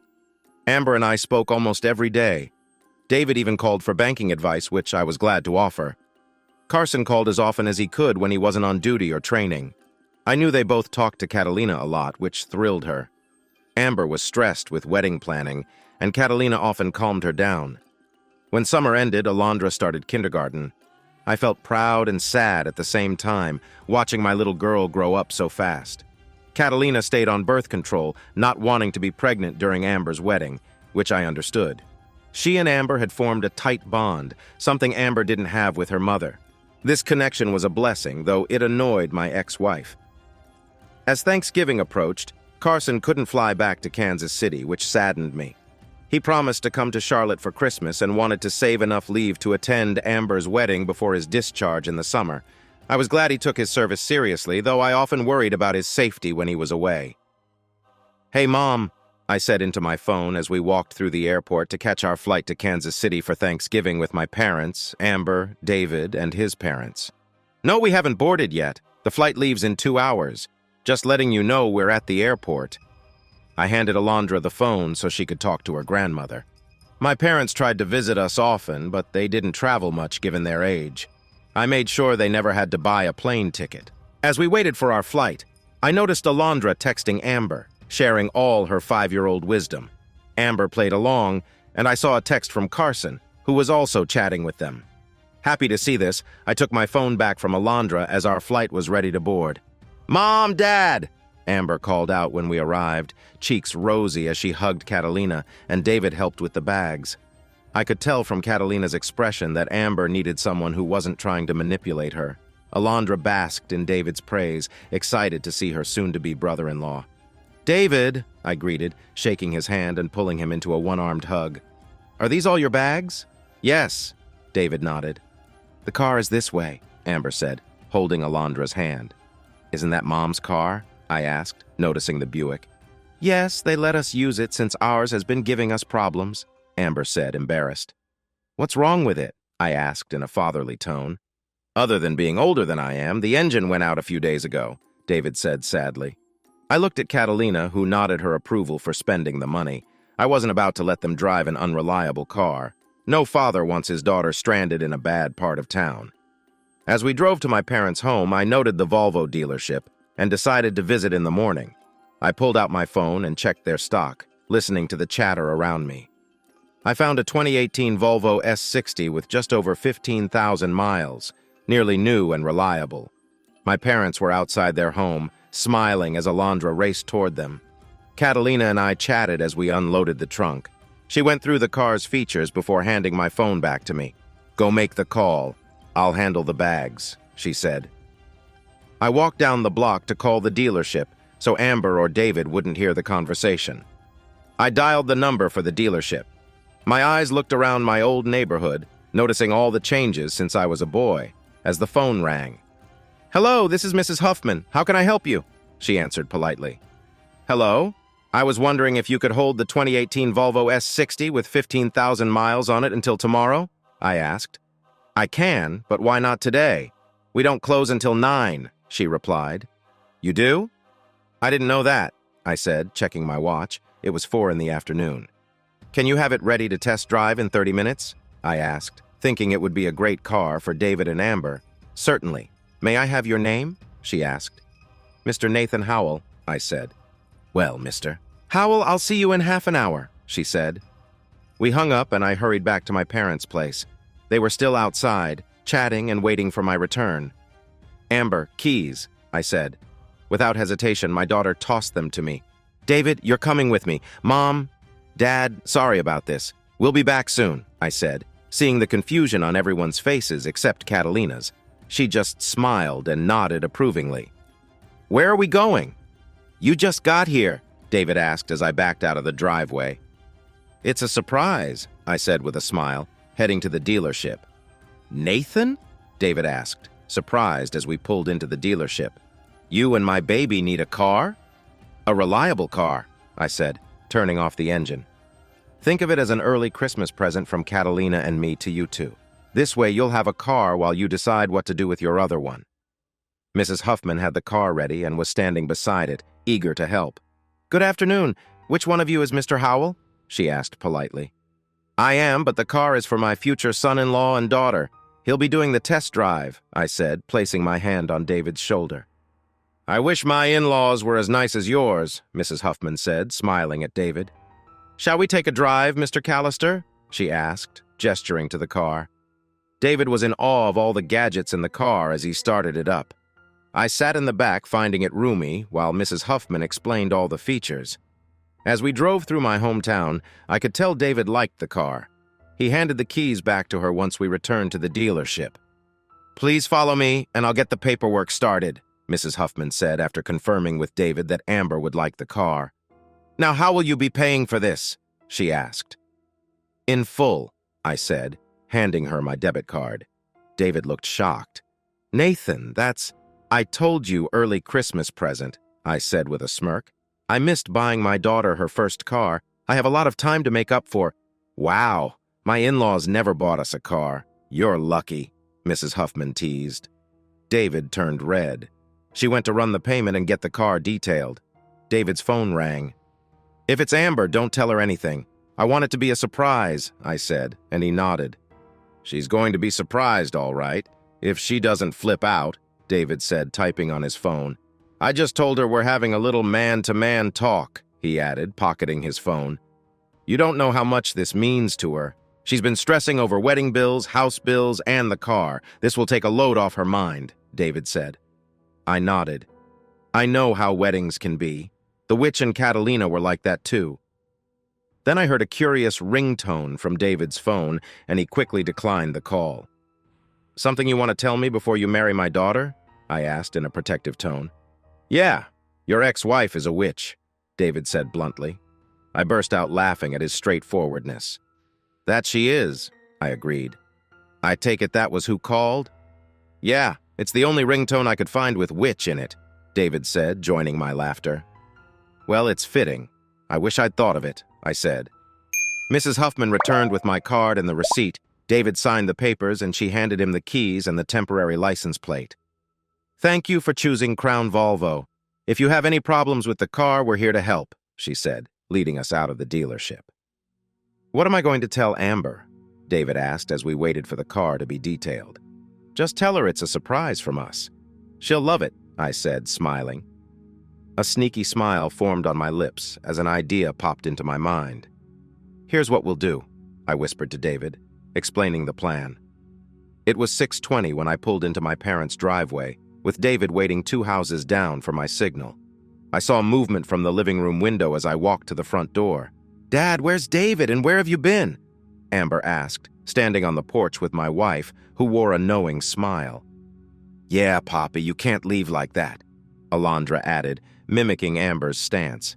"It was adorable." "Oh, doing this and that," I mused, handing my mother her keys and hugging my parents. "Patience, little mouse," I said, using the pet name I had for Amber when she was a child. I texted David that it was showtime. Amber didn't notice the blue 4-door Volvo until David got out. "David, what did you do?" Amber asked, eyeing the car. "You should ask, what did I do?" I corrected her. "I hope you liked the car, honey," I said, watching her annoyance turn to shock, then glee. "You bought us a car?" Amber's words stumbled as she processed it. "Well, Catalina and I did," I said, and Amber crushed me in a hug. "Thank you so much," she said, hugging Catalina too. "Don't worry about a thing. This is what family does for each other," I noted, seeing my parents give me a look that said I'd never live this down. Amber jumped from the porch, ran to David, and leaped into his arms. I could see the relief on her face as David spun her around. They wouldn't have a massive repair bill looming over them. I pulled Catalina close as Amber called out that she was going for a quick spin around the block. She nodded, understanding, and watched Amber rush to the driver's seat, pulling David along. Amber was in awe of all the car's features. It wasn't even 5 minutes before she returned, dancing in her seat with joy. She bolted out, leaving the door open, and raced toward us. "I so love you two," Amber said, hugging both Catalina and me. "You're very welcome, Amber," I said, seeing her look at Catalina with admiration. "Your father and I are happy to help. I know this will take some stress off you," Catalina said, comforting Amber. "But you didn't need to buy such a fancy car," Amber said. "Fancy? That's a standard model," I joked. "You'll just have to pay the taxes and upkeep," I added as Amber hugged me tightly. I held her, knowing she needed it. "Okay, everyone wash up. Dinner is almost ready," my mother called, taking Alondra's hand to lead her inside. "I must look like a mess," Amber chuckled, wiping her eyes as David stood by her side. "Nonsense. You're as beautiful as ever," David said charmingly. Catalina and I left them to gather themselves and headed inside. We were halfway through our meal when Amber's phone rang from the living room. She tried to ignore it, but it kept ringing. Excusing herself, she hurried to answer it. I tried not to eavesdrop, but when I heard her say, "Mom, old habits kicked in." "No, I told you this Thanksgiving David and I are spending it with his parents. We'll see you at Christmas. Take it or leave it because we aren't changing our plans," Amber said firmly. "How would I know if Dad will be in town? I haven't talked to him since you chased him off, remember?" Catalina placed her hand on my arm, shaking her head as I prepared to confront my ex-wife. "Why do you care anyway? Isn't your new man living up to your expectations?" Amber's voice dripped with sarcasm. Catalina's eyes sparkled with pride at Amber's tone. "I wasn't the one calling in the middle of dinner, interrupting my time with Papa and Nana," Amber snapped, frustrated. Amber returned to the dining room with an embarrassed look. "Sorry you had to hear that," she said. "Honey," I said, laying my hand over hers as she retook her seat. "Has she been giving you problems?" "A little. She thinks you're back in town. I don't know who told her that, but it wasn't me," Amber said, her eyes pleading for me to believe her. "I don't care if she knows I'm here or not. What matters is how she treats you." "Do you want me to talk to her?" I asked. "No," Amber said, shaking her head. "I can handle Mom. I don't want this week ruined because of her." She glanced at Catalina. "Okay, but if she gets out of hand, let me know. I'll snap her back so fast she'll sue for whiplash," I said, patting my daughter's hand. "Thanks, Dad," Amber said, her cheeks turning red as we finished our meal. When it was time for Alondra's bedtime, David and Amber hugged her for a long time before I led her to my old bedroom where Alondra usually stayed. Since it had only a twin bed, Catalina and I would use the hideaway bed in the study, which used to be my cousin's room. He lived with my parents after his parents lost custody of him. Amber and David left around 10 that night since they had work in the morning. They promised to come over after their shifts. The week went by without any sign of the witch, which was a relief. I didn't know who would go after her first, my wife or me. When Thanksgiving came, my mother, David's mother, and Catalina banished me to the living room. David was chatting with my father and his father while the football pregame show aired. Amber played an old board game with Alondra by the fireplace. Seeing 3 generations together warmed my heart. Alondra came to my side and took my hand. "Come play, Poppy," she said lovingly. I had dreaded coming back home, not because of my daughter, but because of the "I told you so" looks from my parents. Sometimes it's good to be proven wrong. David's parents were nice people. Although I didn't like how David's father eyed my daughter, I decided not to make a fuss about it on Thanksgiving. After dinner, I pulled Amber into my old bedroom and asked about David's father while Catalina kept Alondra close. I learned it wasn't because he was a bad person, but because Alondra reminded him of the daughter they had lost. I felt bad for assuming the worst. Losing a child must be incredibly hard. The rest of the holiday went well. Catalina and David's mother got along great after I told her about Amber's concerns. David's father was very attentive to Alondra. I even saw him playing cards with her, letting her win. I let them be and went to bring in firewood for my father. "Need some help?" I heard David's voice behind me. "Sure, load me up," I chuckled. "So you didn't tell us you had a sister?" I asked. "We don't talk about her much," David said, looking down. "My parents almost divorced after she passed." "I'm sorry," I didn't mean to bring up painful memories, I said. It's okay. I know my dad's behavior was odd. He gets like that sometimes, but doesn't mean anything by it, David explained. I understand. If something happened to one of my girls, I'd be a mess too, I said, patting David on the back. Alondra, what are you doing, you goof? I teased as she chatted with David's parents. David unloaded the wood, stacking it neatly. Talking, Alondra giggled. Oh, you are you? I said, almost dropping the wood when a spider crawled out. David quickly got it on a stick and tossed it into the fire. My hero, I teased, making David's parents laugh. I sat on the couch, calling Alondra to sit on my lap. And what are you three talking about? I asked. Everything, Alondra said, spreading her arms wide. You have a lovely daughter, David's mother, Meredith, said. I can't take all the credit. That goes to my wife, I said, sensing Catalina was nearby. But I do love this munchkin, I cooed, tickling Alondra as she laughed.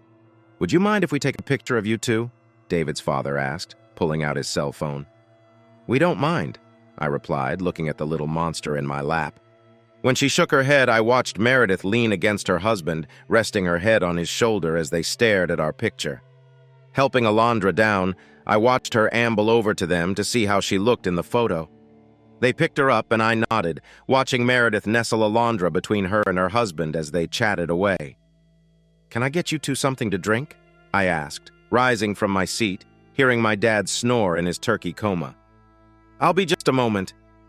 So what do you think of them, Dad? Amber asked when I entered the kitchen, where she, my mother, and Catalina were chatting at the table. Not bad, folks, but they're going to be your in-laws, not mine, I said, patting Amber's shoulder as I prepared drinks for Jorge and Meredith. Yeah, but you're coming to the wedding and I want you all to get along, Amber said. I felt her eyes on my back as I filled their glasses with ice. Other than that little misunderstanding, I don't see a reason we wouldn't. Then the world turned cold as I heard a rapid knock on the front door. That voice from the past rang out. I turned to put that woman in her place for ruining this day, only to see my daughter surge from her seat.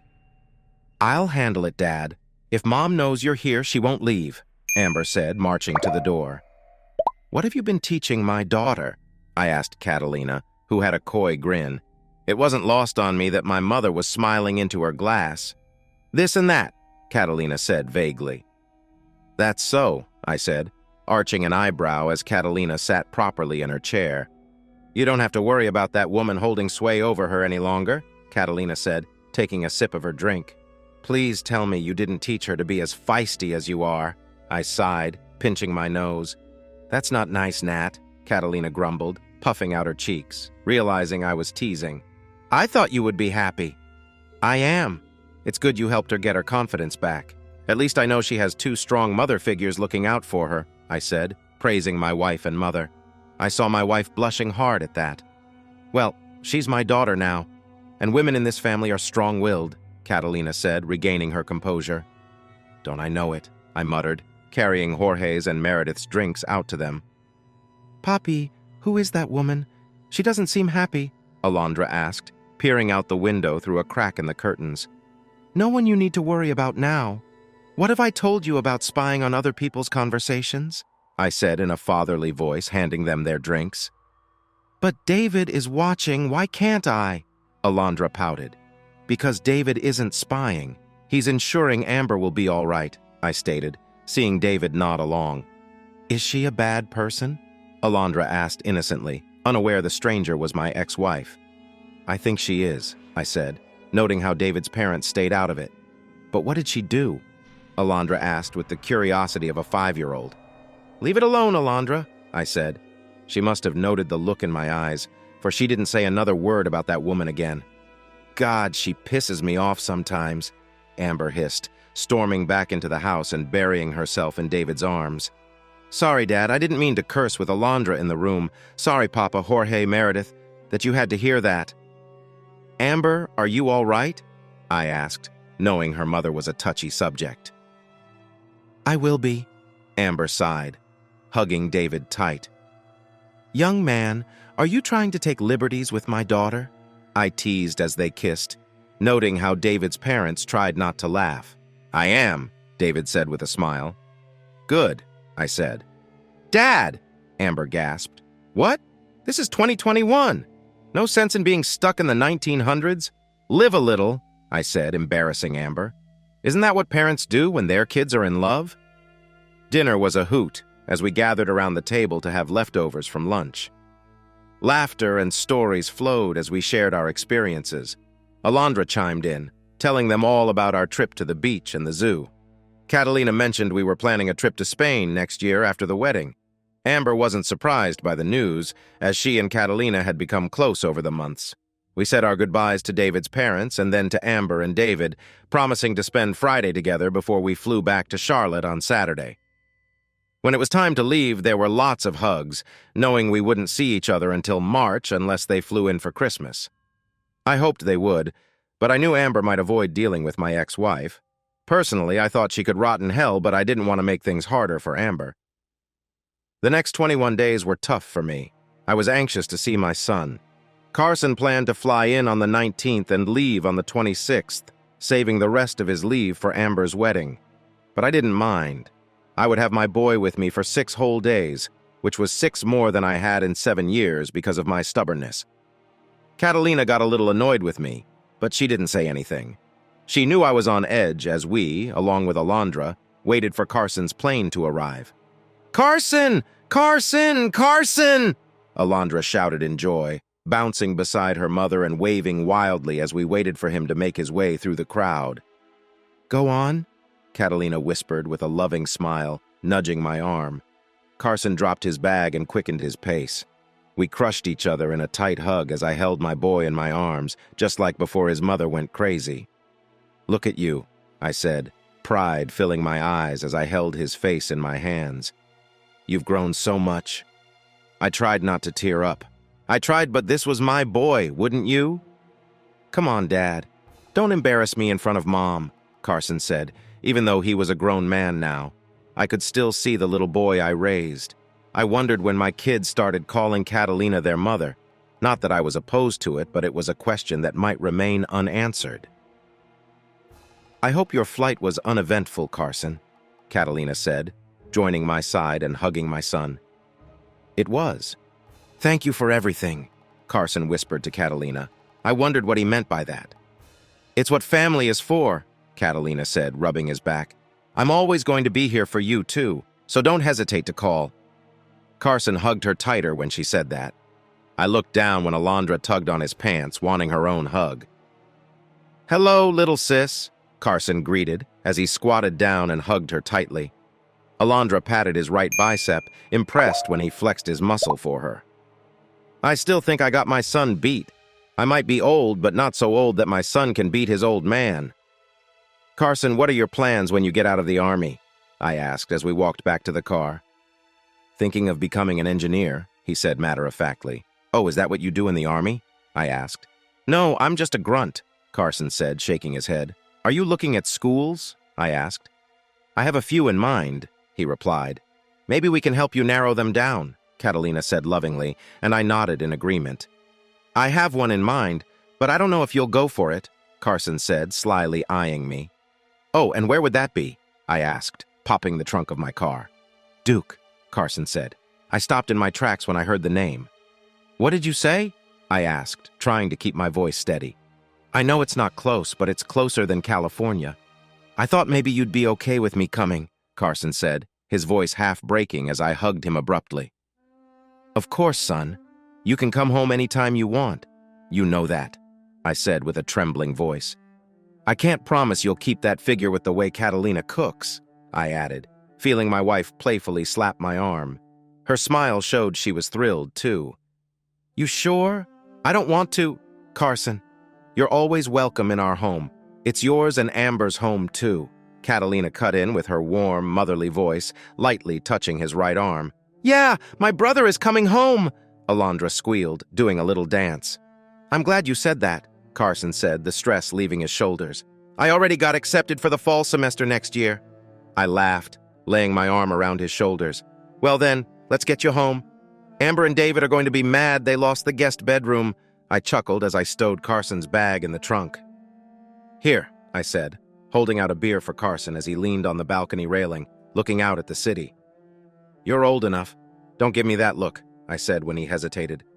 Just never thought I'd be able to do this with you, Carson said, taking the bottle. Me neither, I admitted. Glad I was proven wrong.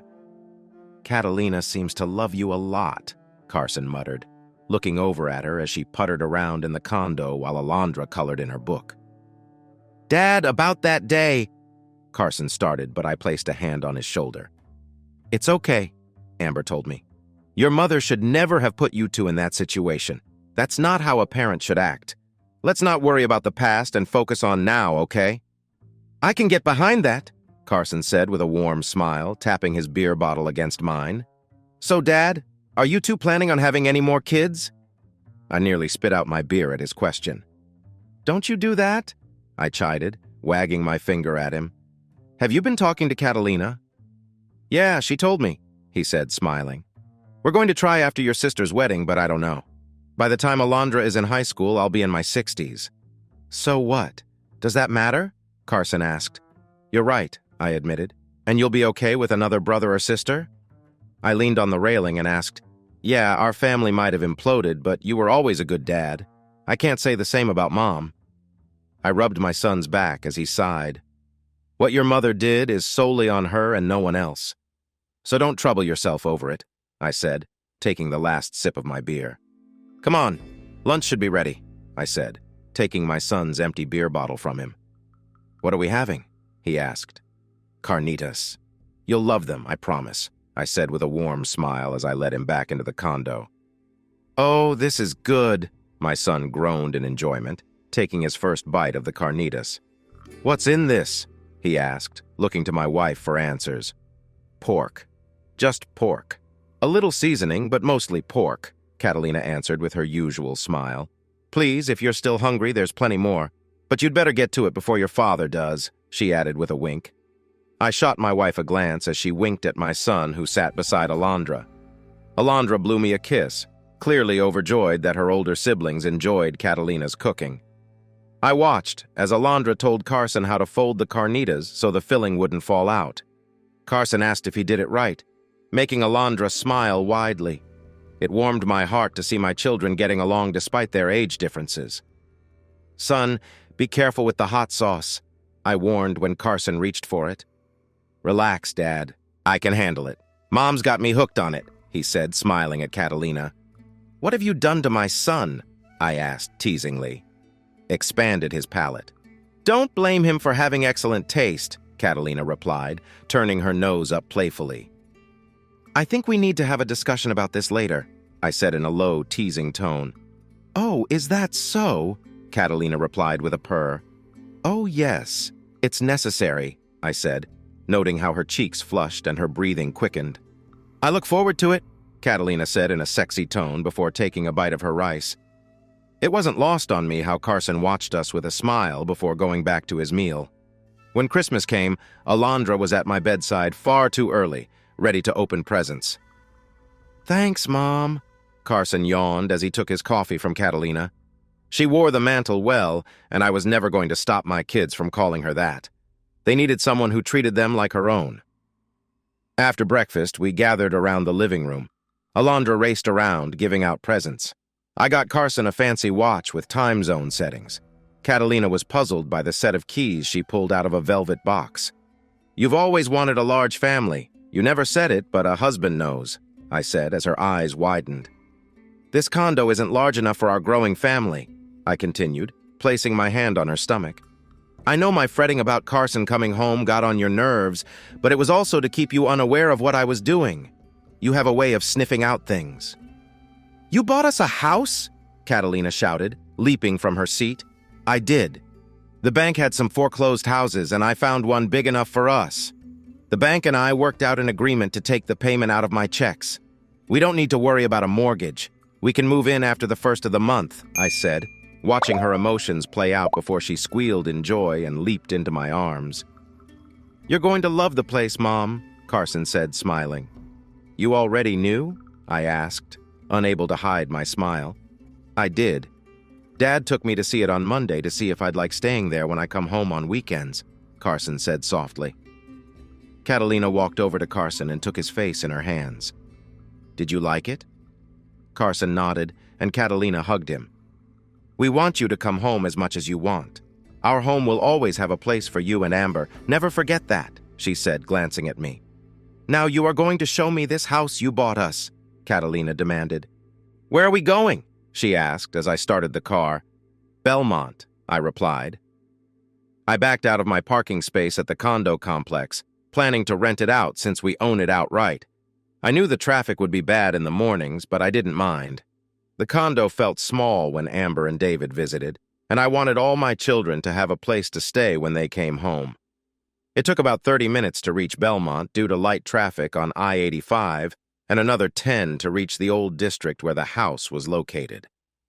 My wife and daughter gasped as I pulled into the concrete driveway and parked in the attached garage of the 2-story red brick house. Black shutters lined the windows. Although old, the house had been updated to prevent drafts. "How big is this place?" Catalina asked as she got out of the car and bundled deeper into her coat. 4 bedrooms in the main house with 3 baths and an apartment over the garage, I said, pointing at the side door and stairs leading up to it. "I thought Carson could stay there when he visits, so he doesn't have to worry about waking us if he arrives late." "You wouldn't mind that, Carson?" Catalina asked, looking at my son beside her. "No, I think it's a good idea. I'll try not to bring too many girls home," Carson said, making me snort in amusement. We entered the house, and I unzipped my coat, feeling the warmth from the heater. Catalina moved around the large kitchen, imagining how it would look with the appliances in. Alondra mimicked her mother, examining the bottom cabinets as Catalina checked the overhead ones. Alondra ran around the empty living room, laughing at all the space. I showed Catalina the only bedroom and bath on the ground floor, suggesting it would be perfect for Amber and David when they visited. "That way they can have their privacy," I said, and she nodded in agreement. "We're going to have to christen this place," Catalina whispered lustfully in my ear.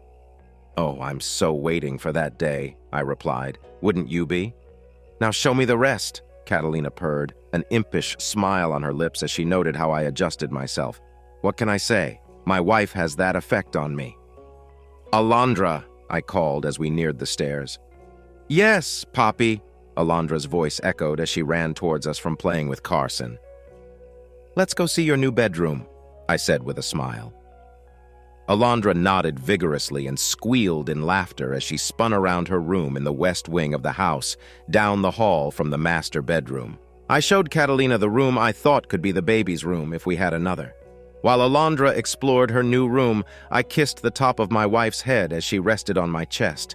I knew she was picturing a new baby as she stared into the room. "It's perfect, honey," Catalina sighed in happiness. "Now what I really want to see is the master bedroom," she said with a coy grin, her brown eyes gazing up at me. "Thought you'd never ask," I replied, matching her smile.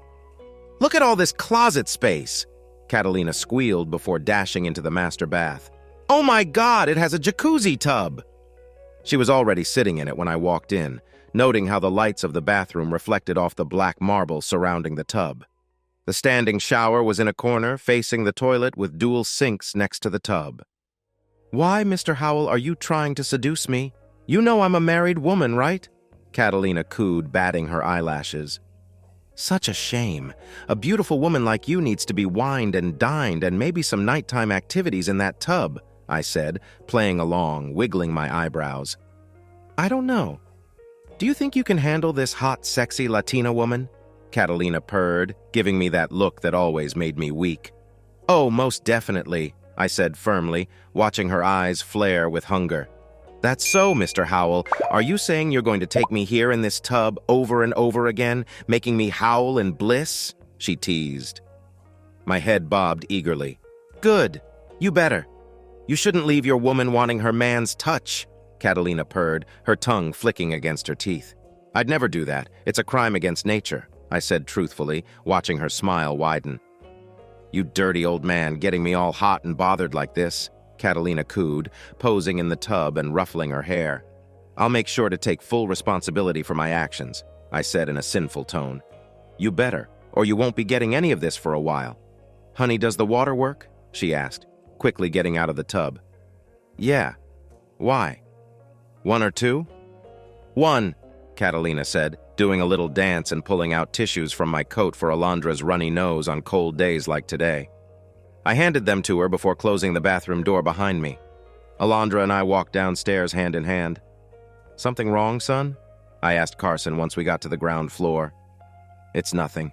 Don't worry about it," Carson muttered, unable to look me in the eye. "I kind of overheard you and Catalina talking. I didn't mean to. I was just coming to see how she liked the place." I chuckled at my son's plight. "It's okay, son. No shame in that," I said, lightly patting his shoulder as we both stared out the living room window at the neighborhood that would soon be our new home. "Carson, show me this apartment of yours," Catalina said as she gracefully came down the stairs. "Sure, Mom." I noticed the happiness in his eyes when he said that. "I approve," Catalina mused with a nod as she looked around the open floor space. I saw Alondra dart into the small bathroom in the corner near the equally small kitchenette. "We'll go shopping for you when you move here," Catalina said, gently rubbing Carson's back as he nodded. Catalina pulled out her phone as it chirped. "Honey, if we don't leave soon, you know my parents are going to be upset if we miss Christmas lunch," she said, looking at me. "Then we'd better get moving," I nodded. "Carson, you're coming too. You're part of our family now. Get used to it," Catalina said, lightly patting his cheek before slipping her arm around mine as we headed toward the stairs. When we arrived at her parents' place, we were greeted warmly. Carson was showered in hugs and pleasant greetings. Catalina's uncle, who was going deaf, took a liking to Carson since he was also a former serviceman. They started talking in military jargon, nodding to each other. Catalina's uncle led Carson off into the crowd while my wife and I went to greet her relatives, and Alondra zoomed off to play with her cousins. I was chatting with Hector and one of Catalina's cousins when I noticed her glancing at me while she talked to her mother and sisters. They squealed in joy, and I saw the approving smirk on my sister-in-law's lips. "Amigo!" Roberto exclaimed, bringing me into a warm hug. "How's it going?" I asked, patting my brother-in-law's back. "Doing good. I can't complain. How's having your son home?" he asked with a smirk. Like everyone else, they all thought I was foolish and stubborn for the past 7 years. I couldn't say they were wrong. "Good. Glad he's getting out of the army soon," I admitted, seeing Hector nod in understanding. "Oh, what are his plans once he does?" Roberto asked sincerely. "He's going to college," I said proudly. "Where?" Hector asked, joining the conversation. "Duke," I answered with a smile. "Will he be coming home?" Roberto asked. "I hope so," I nodded. I saw my son trying to get my attention. Excusing myself, I headed toward him. Carson took hold of my arm and dragged me off without an explanation. "Dad? Who is that?" Carson asked, pointing out the window. "That's Maria," I thought, but then I saw the small star tattoo on her left wrist. "Sorry, my mistake. That's Rosa. Why?" I asked, seeing the confused look on his face. "Maria is Rosa's twin sister," I explained. "Oh," Carson mouthed. "Dad, what does—" Carson trailed off, struggling to enunciate what Rosa had said. I was flattered that a 20-year-old thought this old man was handsome. "Tell me, son, why are you trying to speak Spanish?" I asked, knowing Catalina's family didn't like anyone belittling their language. "So I can talk to Mom and Alondra," Carson said bashfully. "Who's been helping you?" I inquired. Carson was too good for a beginner, a buddy in my unit. Once I told him why I wanted to learn, he was happy to help, Carson said. "There's nothing to be ashamed of in wanting to learn Spanish," I said. Turning, I saw my wife through the doorway. Our eyes met, and I smiled. "I learned because I love that woman," I said, nodding in Catalina's direction. Carson laughed. "But how do I talk to her? I don't want to sound like an idiot." "Relax, son. I'm just lending a hand," I mused, enjoying the look on his face. "See, Nathan?" Rosa said as she appeared in the doorway. "Would you mind speaking in English while my son is learning? It would be rude to continue if he can't understand," I stated. Rosa glanced at Carson and smiled softly. "Of course, Nathan. What shall we talk about?" she asked, catching on quickly. I knew if she wasn't interested, she wouldn't have stayed or spoken in English, since it's usually banned at gatherings unless my children are in town. "Hola, Carson," she said, stepping forward and holding out her hand. "I'd like to say more in Spanish, but I'd rather not mess it up and sound like an idiot," Carson replied, extending his hand. I raised an eyebrow at my son's approach, but it seemed to be working. "Hola, Carson. Your father has told me a lot about you," Rosa replied. That was my cue to leave. "What's going on in there?" Catalina asked as I reached her side. "Oh, you know, two kids from different worlds finding each other in the dark of night," I joked with a broad grin. "I hope they get along. Rosa needs a good man," Catalina said, wrapping her arm around me. We listened to her sister's story about her trip to Mexico.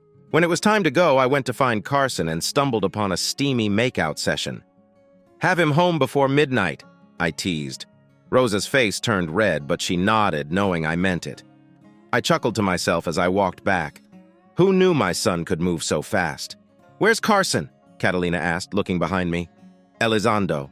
Romeo para Julieta," I whispered in her ear. Her eyes lit up. "She'll bring him home," I said, leading my wife and daughter out after saying our goodbyes. At 11 p.m. sharp, a soft knock came on my condo door. I opened it to find my son grinning. "Best Christmas ever," he said. "You know, if you cheat on her, you better stay on the West Coast," I warned as he walked to his room. He stopped in his tracks. "Rosa will kill you." My wife, who had stayed up with me to wait for Carson, nodded. "You're joking, right?" Carson stammered. "No, Rosa has a worse temper than Catalina," I said, glancing at my wife, who pouted. "And Rosa doesn't like cheaters. Her father did that to her mother and ran off. So if you want this to work, keep it in your pants." "I understand, Dad. Thanks for the heads up. I'm not going to be like Mom," Carson said firmly. I was proud of the truth in his eyes. "Thanks for taking me along. Your family is wonderful, Mom. I'm going to bed. Good night, Dad. Good night, Mom." "Good night, Carson. I'm glad you had fun today," Catalina said, getting up from her seat. "Good night, son," I added, watching him head to his room. I knew tomorrow would be the last time I'd see him until March. "Come on, Amor. Let's head to bed," Catalina said, snuggling up to me. As we stood in the airport, Carson and I hugged. "I love you, Dad." "Love you too, son. Take care of yourself," I said, patting his back lightly. "Of course. I've got to watch out for my little sis. Boys will be coming around soon," he said, making Alondra blush. "No es un adios, solo hasta luego, Alondra," he said, hugging his sister. "Promise to be safe?" Alondra asked, her voice trembling. "I promise," Carson nodded. "You watch out for Dad, okay?" Alondra straightened up and nodded firmly.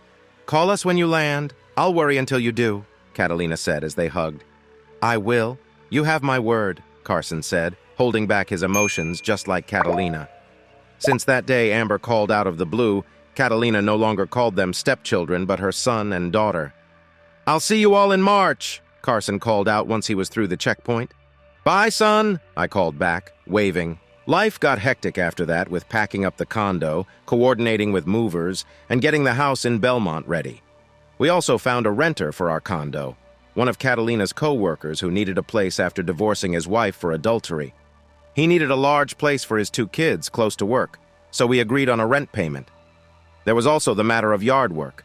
Luckily, my wife called Roberto, who runs a lawn care business. He'll help Catalina pick out plants for the yard when it gets warmer. Alondra loved her new home, but for the first few weeks, she crawled into our bed at night. I can't blame her. New, well, old house. Strange noises at night can spook any 5-year-old. The night came when Alondra slept in her own bed for the entire night. Yes, Catalina and I enjoyed our new tub often, and I loved every moment of it. I know she did too. I talked to my kids once a day, sometimes more, depending on how busy they were. I often saw Catalina walking around the house, chatting with one of them. The day after Carson went back to his base, I told Amber about the house. She was thrilled to know she and David had their own room for future visits. However, all their travel plans were on hold until after the honeymoon. I couldn't blame them. The wedding was expensive, and Catalina and I had stepped in a few times to help with costs. My parents also helped as much as they could. Still, I had a nagging feeling that my ex-wife would try to ruin the wedding. Catalina sensed my mood and assured me that my ex wouldn't do anything to spoil Amber's big day. She meant well, but she didn't know my ex-wife like I did. As the day arrived for us to fly out for the rehearsal dinner, I hid my fears under a mask of happiness. Alondra skipped towards the terminal with her mother and Rosa tagging along. I found it strange until I saw the rosy cheeks on Rosa when I looked at her. It seemed that what I saw at Christmas had progressed. Hector wanted to come, but health issues kept him from flying, and he didn't want to drive 14 hours to Kansas City, so he gave his ticket to Rosa, who was eager to go. "Rosa?" I asked as we continued to the terminal. "Yes, Nathan?" she responded, glancing at me. "Are you and my son dating?" I asked in a fatherly tone.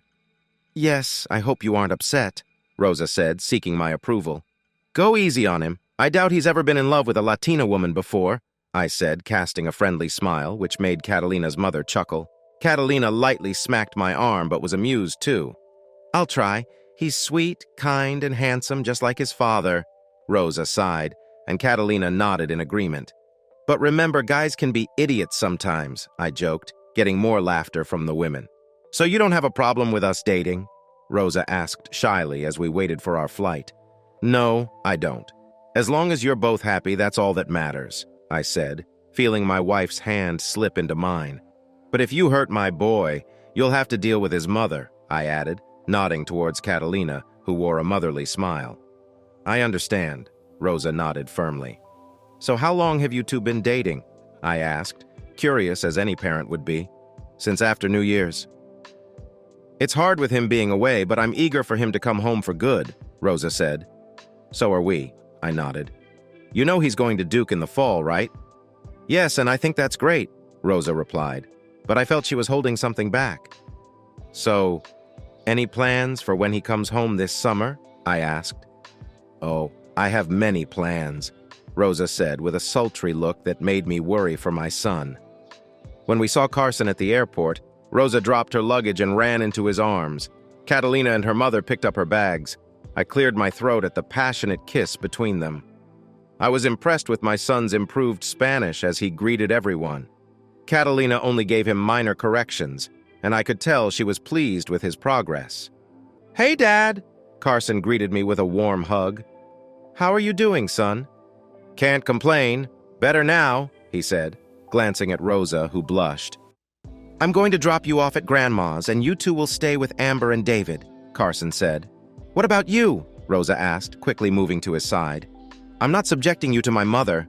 "No one deserves that," Carson said. "I don't care. I want to spend time with you," Rosa insisted, giving him a look that reminded me of how Catalina looked at me when we first started dating. "Rosa, you sure about that? You're walking into a minefield," I warned. "I can handle her, Nathan," Rosa said confidently. "Don't say you weren't warned," I sighed. "Carson, if she gets to be too much, call me. I'll straighten her out." "Are you sure, Dad? You know what Mom would do if she knew you were in town?" Carson said, worried. "I don't care. I'm not letting her mess up your sister's wedding day," I said firmly. I saw out of the corner of my eye that the three women were staring at me in confusion. "Nat, she would—" "Sorry, Mom, but you don't know her. She would do it in a heartbeat if it meant getting to you," Carson said, looking straight at me. "Okay, why? What's her fascination with me after all this time?" I finally asked. "She still thinks she can get you back and keep cheating like she always did," Carson explained. "She isn't getting my husband. Ever," Catalina growled. I wondered if she finally realized what kind of person the witch truly was. "That's never going to happen. She should have learned that the day I left her," I said, smiling at my wife as I wrapped my arm around her. Yes, you did trade up," Catalina said.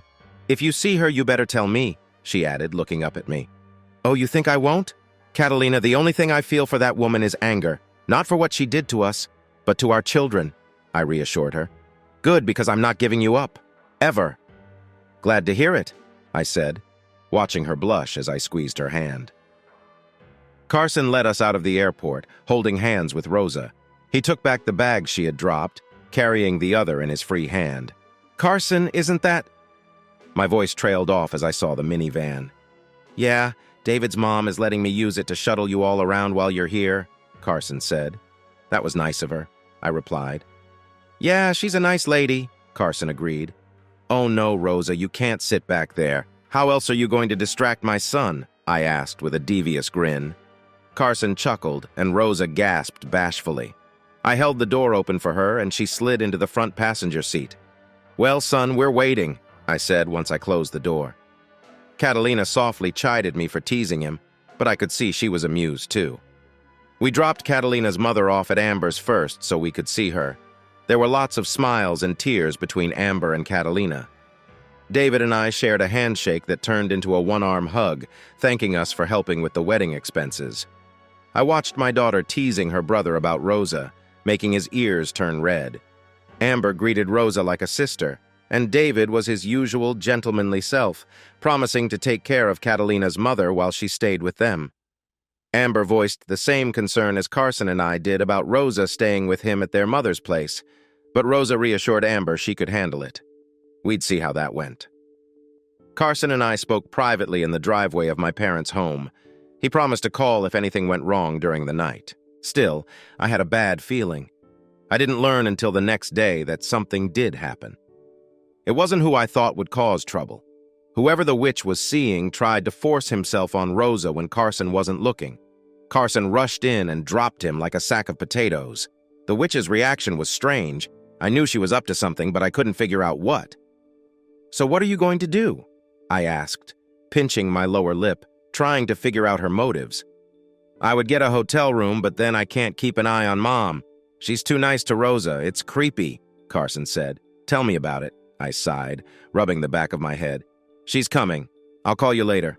"Okay, son," I said before the line went dead. "Everything okay, amore?" Catalina's voice always lifted my mood. "My angel," I said sinfully, noting her bashful look as she brushed a strand of hair behind her ear. However, our moment was interrupted by the shrill ring of my cell phone. "Carson? Nathan? Get out of there! Carson's mother found out you're here. I'm sorry I let it slip. She overheard us and Carson couldn't stop her," Rosa said frantically. Catalina's worried look matched my own. "Rosa, you have nothing to apologize for. It was bound to happen. Let me deal with her. You and Carson go out for a nice breakfast, all right?" I said, keeping my tone calm despite my growing anger. "You sure?" she asked hesitantly. "Very. Tell Carson to take you to the spot I used to take him for breakfast. Enjoy the morning.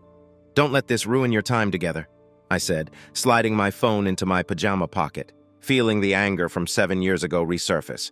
"Honey, what's wrong?" Catalina asked, her voice full of concern. Catalina asked in a concerned tone. "La desgraciada Giada is coming," I growled as I marched into my parents' house. I never used that word around her, so I knew she was taken aback. "Amor, you don't have to speak with her," Catalina pleaded. But I knew she would dog me for the next 3 days if I didn't. "I'd rather get this over with as soon as possible. It's now or never," I said, keeping my voice low so Alondra wouldn't hear me curse. "I don't want a scene at Amber's wedding or the rehearsal. I'd rather do this on my terms, not hers," I stated firmly as I tugged down my clean shirt and got out of bed. "Okay, but why that shirt?" Catalina asked, eyeing me suspiciously. I couldn't blame her. It did show off my chest rather well. "To show her what she threw away and what she'll never have again because I already have the perfect wife," I answered with a coy smile. "And I don't plan on ever losing her." "Then finish this today. I don't want to see her face ever again," Catalina said tenderly, caressing my cheek. "It never will with you around," I whispered, kissing the palm of her hand. Her lips offered no resistance as I kissed her. My resolve to finally get the witch out of my life once and for all was strengthened by my wife's faith in me. I wasn't about to disappoint her. I blew out a breath when I heard the tires squeal as she came to a halt in front of my parents' place. "Hi, baby," the witch greeted. Her eyes ran down my chest as she mouthed, "Oh my." "You do not call me that, understand? It's Nathan or Mr. How to you," I growled as I marched towards her. "Nat, come on, that's in the past. Can't we just get past that and be a family again? I've learned my lesson, I promise. No more men, I swear." "You can't even stop lying, can you?" "Of course you can't," I sighed, shaking my head. "You're right, I was a witch and I was stupid. But can't you see it in your heart to forgive me?" Her voice died in her throat as I showed her my wedding band. "As you can see, I have a family, and I'm not about to return to that hell you call marriage so you can fool around and have someone support you. You might have fooled me before, but those days are over." "Nathan, please, let's just go somewhere and talk. I know I can remind you of how good we were together," she said, touching my chest. I grabbed her wrist. "Get your hands off my husband!" Catalina shouted from behind me. The witch yanked her arm from my grip.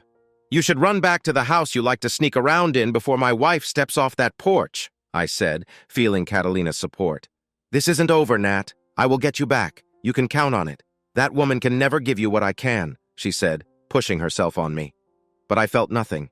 That honor belonged to the woman behind me. Unlike you, I don't cheat. So go on living in your delusional world. You couldn't keep to your vows, and now you have to deal with the aftermath. Get off my parents' property and don't ever come back, I growled. Oh, my poor, poor Nat. What has that woman done to you? She said, completely ignoring my words. Don't worry, baby. I haven't given up on us. I know you have to keep up appearances for her sake, but I know you still love me. Yep, she had definitely lost her mind. We do have 17 years together, she said, running her finger down my chest. I held up my hand to stop Catalina when the witch did that. Knowing Catalina, she was about to murder her, and I didn't want to visit my wife in prison. But I'll go. I wouldn't want to upset your parents. I'll be in touch, Nathan. We do have a daughter to see off on her wedding day. You never know, we might just have our second honeymoon as well. I'd rather cut off my own hand before that happens, I muttered as she tried to entice me with her sway. You shouldn't say such things to your wife, Nathan. It's hurtful. But I'll forgive you this time. Bye, baby. I'll see you soon, she said, blowing me a kiss as she slid into her car. Catalina huffed as she tore at my shirt, ripping it off. Let go of me, she growled. You still love her? I threw my head back and laughed. Because I know you. You would have killed her. I know it and you know it, I said, running my fingertips down her face, resting my hand over her heart. I wasn't about to lose you. If me having to defile myself for a moment keeps you out of prison, I'll do it every time. To keep you safe, I'd gladly do it again. You mean more to me than she ever did. Do you feel that? I asked, placing her hand over my heart so she could feel its frantic beat. She nodded weakly. Only you make my heart race like this. She must have gone insane after the divorce because hell would have to freeze over before I'd ever consider going back to her. Why would I? I already have the perfect woman for me. No one can take your place. Not here, I said, tapping my temple. And not here, I added, resting my hand over hers on my heart. In all these years, have I ever given you a reason to doubt me? Do you promise she's out of your life and there are no lingering feelings? Catalina asked, her eyes searching mine. No, the only thing I feel for her is pity, I said truthfully. I'm sorry, Nat. I didn't mean to doubt you, she said. It's okay. You got upset because you love me. I love you too, I said, hugging her close and feeling her smile against my chest. Get a room, you two, Amber teased from her open car window as she pulled up. Dad, why are you standing bare-chested in Grandpa's yard? Your mother dropped by, I said, watching Amber's face pale. And the police weren't called? Amber asked, looking between us. No, this smart man stopped me from doing something foolish when she laid a hand on my husband, Catalina said, holding me tighter. As for why your father is displaying this body to the world, I wasn't about to let him wear anything she touched. Thankfully, she kept her hands above his belt. Why aren't you mad? Amber asked, confused. How could I be mad when I have my wife in my arms and your mother is not even a blip on my radar? I said, not wanting to demean her mother in front of her. Do you really mean that? Catalina asked, looking up at me. Of course, I said, leaning down and lightly caressing her cheek. Our lips met, and I felt the familiar warmth. You're stuck with me. No refunds, I joked. Wouldn't dream of it, Catalina whispered, sucking on her lower lip. Amber, can you please throw this in the trash? She handed my shirt to Amber. Wait, that's my... I started. I'll buy you a new one. The only one you should be showing off to is me, Catalina said, running her hand down my chest. This hard body is for me to drool over, she added, pressing her chest into me. True, but I thought you'd want your eye candy, I said with a smirk. Only when we're alone, Catalina teased. Come on, Amber, let's have breakfast before we head to the spa, she said, holding out her arm to our daughter. Nat, don't stay out here all morning. You're my sexy thing to look at, Catalina said as they walked into my parents' home. Dad, Carson called out as I did yard work for my father later that morning. Hey, something wrong? I asked, noting Rosa was with him. What did you and Mom get into? Carson asked with a puzzled look. Other than her crazy idea that she can win me back, nothing. Why? I asked. Then you need to hear this, Carson said, handing me his phone and playing a voicemail. Baby, your father and I are getting back together. Isn't that great? He looks so good. We're going to be a family again. I know he thinks he loves this woman, but we all know who he truly loves. Me, the voice said. Anger burned in my veins. There's no way we're getting back together. Not in this century or the next. Your mother obviously has a screw loose, I said, handing back his phone. I just had to make sure. I can never be too sure with Mom, Carson sighed, pocketing his phone. Don't let Catalina hear that message. I'd rather not have my wife in jail for murder, I said sternly. Already deleted it. Good. Now come help your old man. Rosa might like watching you get all sweaty, I said, grinning.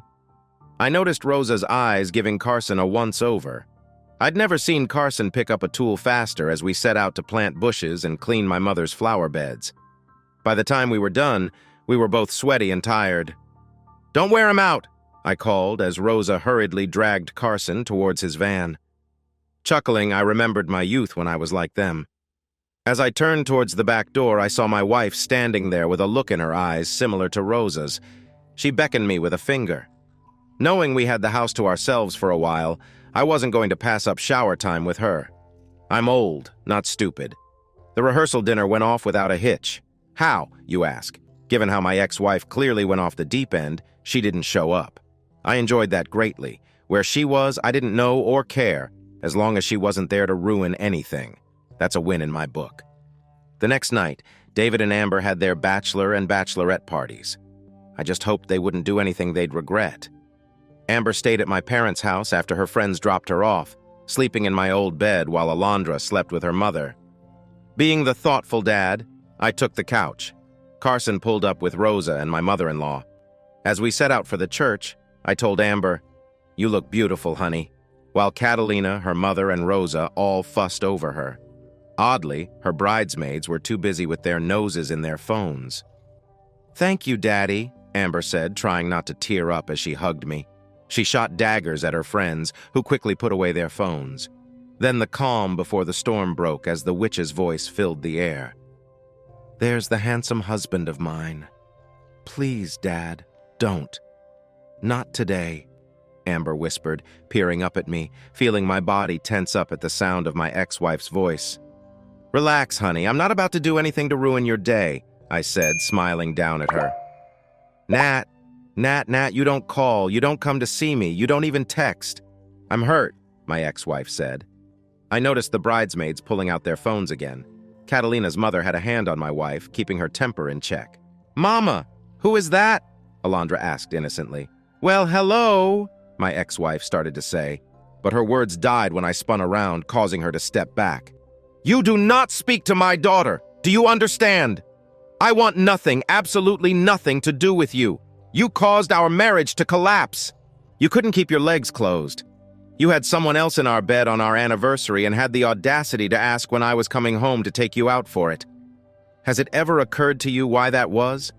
Because I knew I meant nothing to you other than a live-in babysitter. You can't even take responsibility for your own actions. You dragged our children into your schemes. How low can you go? Oh, I know how low you can go. Amber told me everything. Be very glad we're in a church right now," I said, marching up to her. "Otherwise, I'd strangle your scrawny neck for trying to get our daughter to sleep with one of your boyfriends. So either shut up and stand over there or leave this room." My ex-wife looked genuinely scared. "Don't worry, baby. I know it's all a ploy. I'll play along." "Mom, come on. There are some people who want to talk to you," Carson said, taking her by the hand. "Of course, baby. I have to set a good example for my daughter. Have you seen your father? Doesn't he look so handsome?" I nodded to my son when he mouthed, "I'm sorry," as he let her out. "Sorry, honey, I didn't—" "That was awesome," Amber giggled. "I think you need to get your mother some help. It doesn't seem like she hears a word I say," I sighed. "Mom's been like that since you left. I know she's been forced to see someone. She kind of went crazy for a while," Amber said. "Mom, make me look pretty like you for my husband," Amber said, spinning on the ball of her foot. "Amber, you're already beautiful," Catalina said in a motherly tone. "But I'll help bring it out even more so that wonderful man of yours will know whom he belongs to." Her eyes were on me. I felt it was meant for both of us. Of course, I knew who I belonged to. There was never a doubt. Walking Amber down the aisle was something I thought I'd never do. I was so happy she called me that day. Otherwise, I might have missed this day altogether. "I love you, honey," I whispered before giving her away to David. My mother placed a hand on my arm when I sank down between her and Catalina, who was dabbing her eyes. Alondra was nestled between David's parents. I could feel the witch's eyes on me the entire time, but I never made eye contact. Carson kept her at the other end of the pew. The reception was sweet. It hurt to see my daughter grown up and starting her own family, but that's life. Nothing stays the same forever. The real entertainment was watching the witch run out of the hall crying when Carson shouted, "Why do you think I joined the army? To get away from you?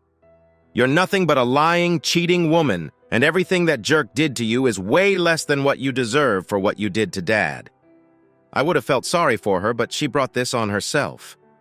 After the reception, we saw Amber and David off on their honeymoon. Catalina and I, along with David's parents, gifted them a lovely honeymoon as their wedding present. The next day, after saying goodbye to my parents and my son, the 5 of us flew back to Charlotte to get on with our lives. I only learned about what happened to the witch in passing when Amber mentioned having to pick her mother up from the hospital. It seems she nearly drank herself to death and was placed in a psych ward for observation.